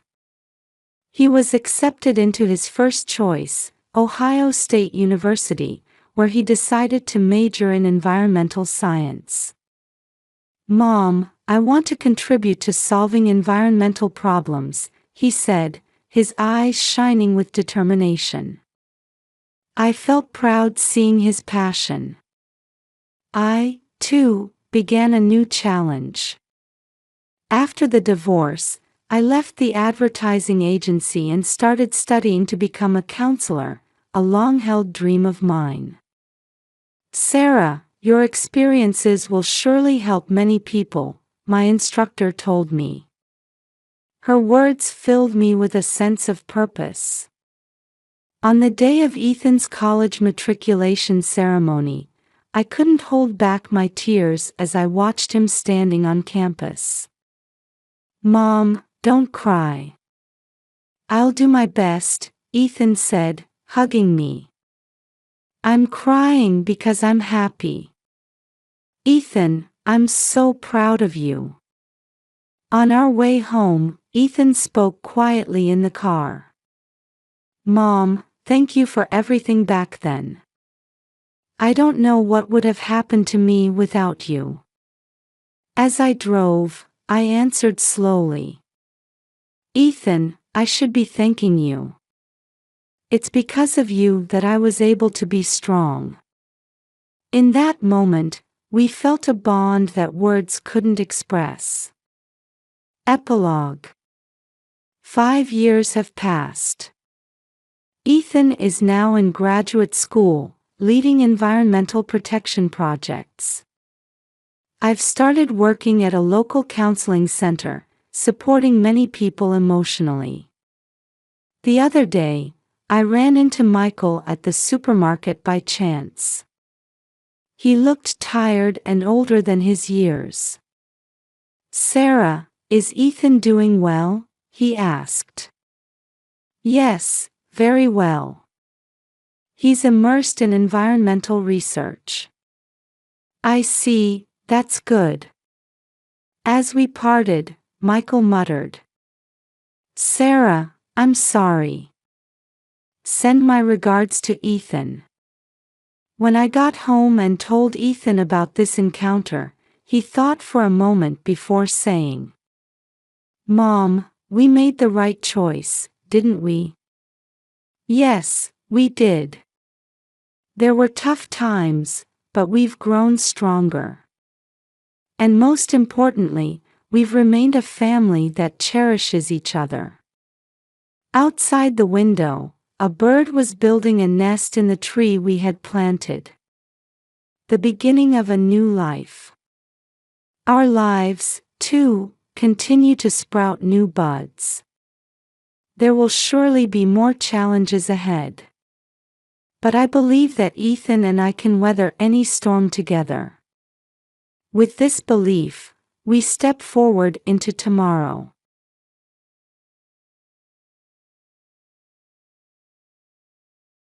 No way, why? I received a call that my daughter, who was in her final month of pregnancy, had died during childbirth. Apparently, she had already been returned home, so my husband and I rushed over immediately. When I saw my daughter's body in the casket, I nearly collapsed from grief. But when I looked at her face through the small window of the coffin, something felt off. As I instinctively reached out to touch her, my son-in-law hurriedly stopped me. What's more, no matter how much I begged him to open the lid for a final farewell, he stubbornly refused. Something was wrong. When I found a moment to examine my daughter's body discreetly, I, as a nurse, was certain. This was neither illness nor accident. It was undoubtedly murder. I'm Patricia. I worked as a nurse for 40 years and am now retired as a homemaker. My daughter Monica was also a nurse, and she got married at 30. Her partner was Paul, whom she met in college, but when we were introduced to him, my husband and I felt he was somewhat unreliable. You see, when Monica said she wanted to marry Paul, he was a part-time worker. Although he had the respectable qualification of a pharmacist, he hadn't taken up that profession after graduating from college. So we opposed it and set the condition that we would approve their marriage once Paul started working full-time and had a stable income. However, Paul couldn't find a job, and partly at Monica's request, my husband reluctantly had him hired at the pharmaceutical company where he worked. Just when we thought Paul was working diligently, his sales performance was terrible, and according to his supervisor, Paul was always slacking off and had quite a bad reputation with clients. As a result, his salary seemed to be low, and their lifestyle apparently depended on Monica's nursing job. In the midst of this, Monica's pregnancy was confirmed. Don't overdo it, I told her to take care of herself, as her job involved standing most of the time. Monica replied in a calm voice, "It's okay, Emily's here." Emily was Monica's friend from college, and she also had a relationship with Paul. Emily was a midwife working at a maternity clinic near Monica's apartment, and since Monica's workplace didn't have an obstetrics department, she decided to give birth there. Monica's pregnancy progressed smoothly, and I was looking forward to the birth of my first grandchild. However, as the due date approached, I suddenly received a call from Paul. It can't be true. Why? I couldn't believe what I heard on the phone, and my mind went blank. He said that Monica had died during childbirth. I'll come right away. It's at Emily's hospital, right? But Paul stammered and said, Monica passed away yesterday, and her body has already been brought home and placed in a coffin. Why didn't you tell me immediately? I stopped myself from saying the words that were about to come out. Thinking it would be a waste of time to argue over the phone, my husband and I headed to our daughter's apartment. What on earth happened? We confronted Paul together. I'm sorry. I couldn't believe Monica was gone either, so I couldn't make the call. He seemed so distraught that he couldn't properly answer my questions. Seeing this, his friend Emily explained, it was due to massive bleeding. Apparently, she had been by Monica's side the whole time. And then I had a sorrowful encounter with my daughter. My husband next to me couldn't hold back his tears and sobbed when he looked at Monica's form through the small window of the coffin. It was when I peeked in too. Something was off. I felt it instinctively. As a nurse myself, I had seen pregnant women lose their lives during childbirth before. So I knew that the most common cause of death was massive bleeding, but something about my daughter's face was different from that. When I instinctively reached out to touch my daughter, Paul and Emily hurriedly stopped me. Then please, open the lid of the coffin. That's not allowed by the funeral home. But this is my last goodbye to Monica. I wanted to confirm my suspicions more clearly, so I asked Paul, but he flatly refused.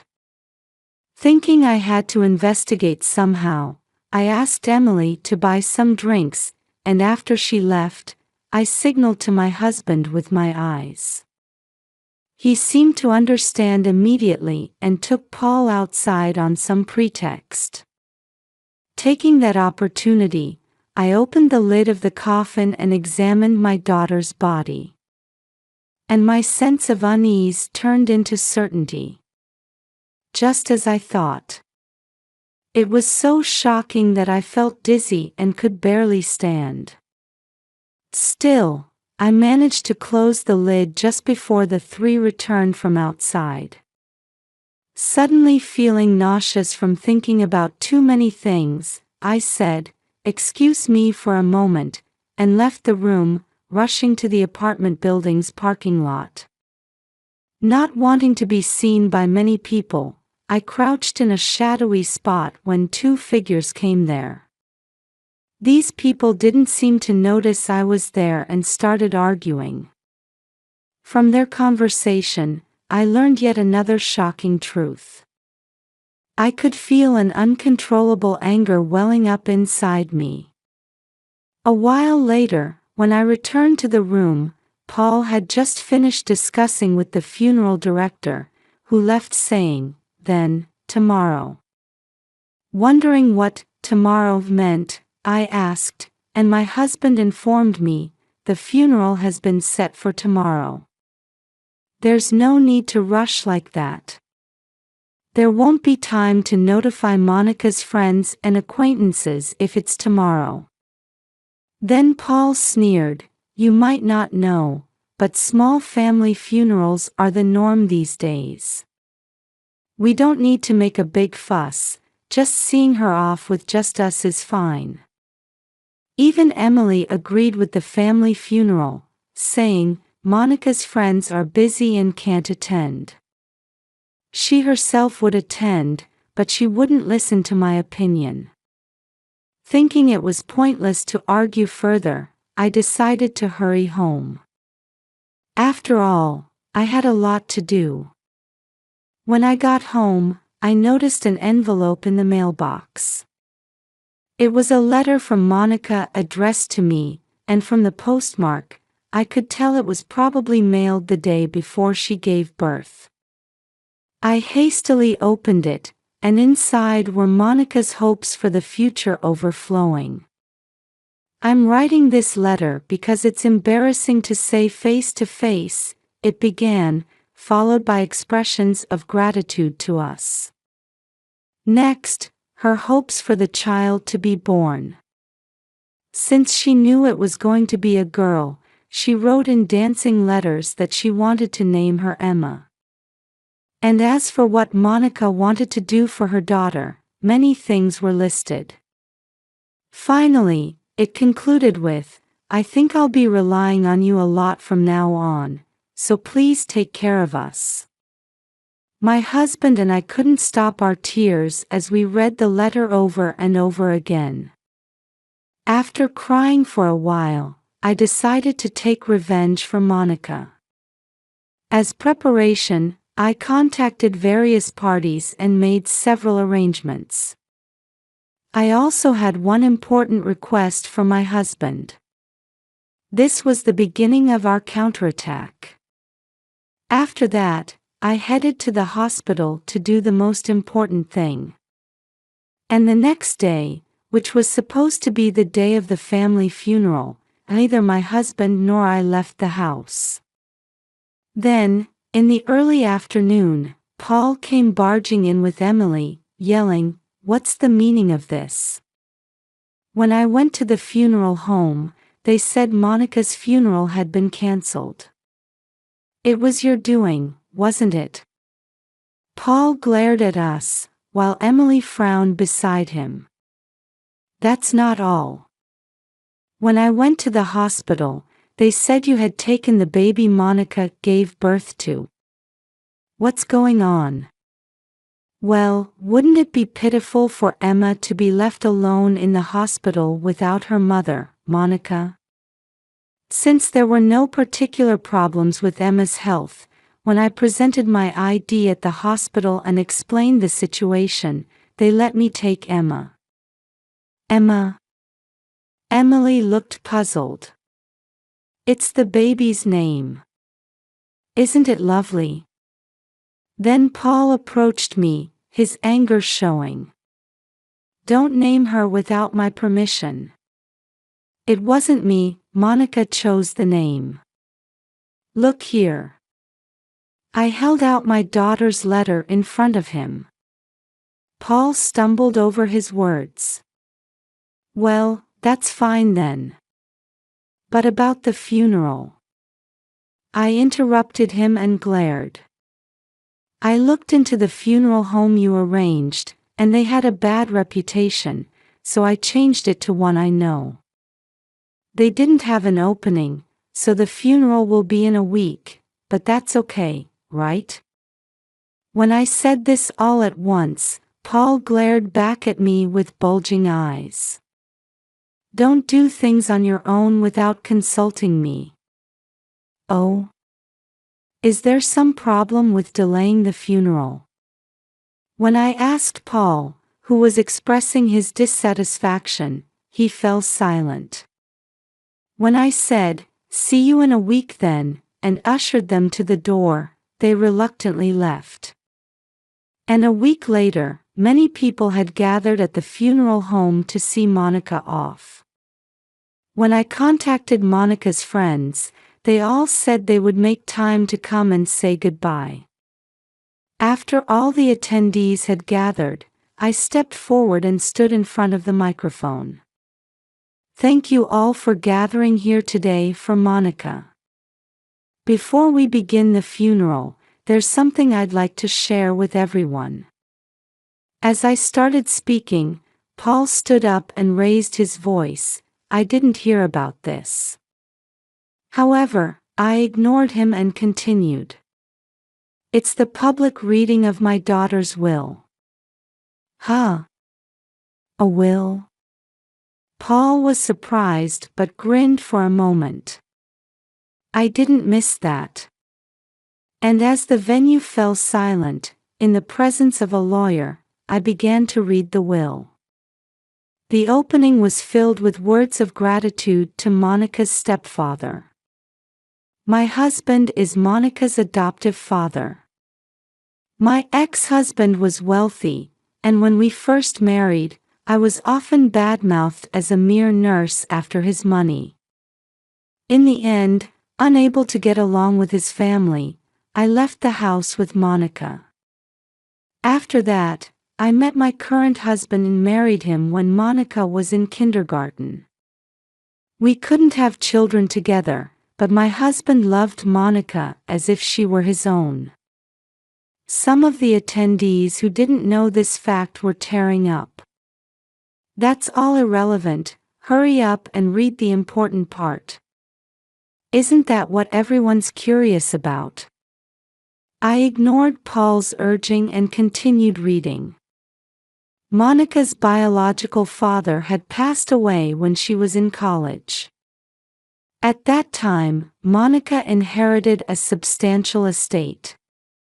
The amount was about $3 million, and Monica wanted us to use that money, but it had nothing to do with me, and I had no reason to accept anything from my ex-husband. So when I advised Monica, keep it, it might come in handy someday, she entrusted the management of the inheritance to a lawyer. In that case, as Monica's husband, I have the right to receive her inheritance, right? Paul grinned happily, and I smiled as I informed him, but you know, Monica said the amount was too large for her, so after consulting with the lawyer, she donated most of it. What? Then how much is left? Paul made a fuss upon hearing about the donation. When the lawyer announced the remaining amount, Paul sighed in relief. So $1 million remain. Well, I guess that's fine. However, the will states that the inheritance is to be divided equally among Monica's parents and her child to be born. When I announced the distribution of the inheritance, Paul's face turned red with anger. What? You've got to be kidding. What was the point of me marrying Monica then? The attendees looked at the shouting Paul with contempt, but he didn't notice. No matter how much you complain, this will is official and won't change. As I told him while looking him in the eye, Paul's face grew even redder, and he approached Monica's coffin. What are you doing? I have to give this girl a piece of my mind. He vigorously opened the lid of the coffin, but Paul's movement stopped when he looked inside. Why? To his surprise, my daughter's body wasn't there. I thrust a piece of paper at the surprised Paul. Look at this. It was the autopsy report of Monica's body examination. From the moment I had that sorrowful encounter with my daughter, I had been suspicious of her death. And when I opened Monica's coffin and saw her body, that suspicion turned into certainty. This was murder. So I consulted a doctor I knew, explained the situation, and he also felt it was strange, so he introduced me to a friend who was a medical examiner. And that person agreed to perform an autopsy on my daughter. Look closely. It says right here that the cause of Monica's death was neither illness nor accident. As people in the venue gasped in surprise, I continued, she was killed by a drug. The name of the drug is clearly written here. You did this, didn't you? As I confronted Paul, he stepped back. Actually, I had changed the funeral home to buy time for this autopsy. and I had the help of an acquaintance who was in charge there. Presented with the autopsy report, Paul was at a loss for words. Emily quietly approached Paul's side and whispered something in his ear. Then Paul suddenly looked up and grinned triumphantly. "Sure, Monica might have died because of drugs, but that's irrelevant. Do you have any evidence that I used the drug?" To the confident Paul, my husband now presented a ledger. It was from the pharmaceutical company where my husband had worked until retirement. In other words, it was the drug inventory ledger of the company where Paul worked. After my husband and his former subordinate carefully cross-checked the ledger with the drug inventory in the warehouse, it was discovered that the same drug that took Monica's life was missing. And there was only one person who entered the warehouse on the day that drug went missing. It's recorded in the company data. On that day, you, Paul, were the only one who went in and out of the warehouse. Paul's face gradually turned pale. However, this time Emily stepped forward in front of me. "That could be a coincidence, and you can't conclude that the drug used on Monica was from Paul's company." Hearing this, I couldn't help but laugh. I took out my smartphone from my pocket and played an audio recording. It contained a conversation between a man and a woman. "These are your voices, right?" There was no need to confirm, as the man and woman in the audio data were calling each other Paul and Emily. I had turned the volume up to maximum, so the conversation echoed throughout the funeral home. Their argument was clearly recorded. On that day when I was hit by nausea, it was them arguing in the apartment building's parking lot. Thinking this could be evidence, I quickly activated my smartphone's voice recorder and recorded their conversation. I could have reported it to the police on the spot, but I decided to investigate myself in case other evidence might be destroyed. Of course, I also wanted to exact revenge with my own hands. The audio clearly recorded that they had killed Monica for her inheritance, and that Paul and Emily were having an affair.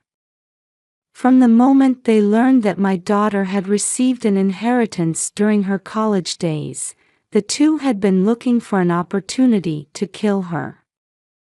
For them, Monica's pregnancy was a chance. It was, of course, Emily who advised Monica to give birth at the hospital where she worked. Thus, during the confusion of my daughter's delivery, Emily injected Monica with the drug Paul had prepared. Moreover, you abandoned my suffering daughter and even tried to take the life of her child, didn't you? Of course. After all, if we didn't, Paul's share would be smaller. Emily was defiant and said this with an expression as if it was nothing. But unfortunately, the baby was saved because a part-time doctor performed emergency surgery on Monica. I felt sadness welling up beyond anger towards Emily. I didn't want to hear such terrible words from Emily, who was in a profession so close to life as a midwife. If only there was no child, I could have received that share of money too. Paul had even instructed Emily to take the child out of the hospital and dispose of it. Paul, so obsessed with money, didn't have a shred of affection for his own child. The venue was in an uproar, with some people looking at the two with angry eyes, and others bursting into tears. That's why I took Emma from the hospital. To protect her from your hands. As I coldly declared this, Paul tried to lunge at me. However, my husband and the people around us caught Paul, and he was pathetically pinned to the floor. The police will be here soon. Give it up. I had asked the lawyer to notify the police at the right time. But the child is actually safe, and Monica would be happy. From now on, I'll raise my daughter with love, so please, just don't call the police. Paul suddenly became timid and pleaded. Don't be ridiculous. People like you should rot in hell. I will never forgive you. Soon, we could hear police sirens in the distance. And as they were dragged away by the arriving officers, they were still crying and screaming, "Please, forgive us. We don't want to go to the police." After that, Paul and Emily ended up in prison for this incident. The lawyer told me that those who take a life have no inheritance rights, so Paul couldn't even receive the inheritance that remained as his legal portion. Paul was fired from his company, and Emily had her midwife license revoked. A dark life awaits them where they'll have to crawl on the ground, but that's no longer our concern, and we don't have time to worry about such things. After all, we're very busy with childcare for the first time in 30 years. That being said, it's very enjoyable and every day is fulfilling. We've decided to use all the inheritance Monica left for Emma's sake. And everything that Monica wrote she wanted to do for Emma as a mother, we now want to do in her place.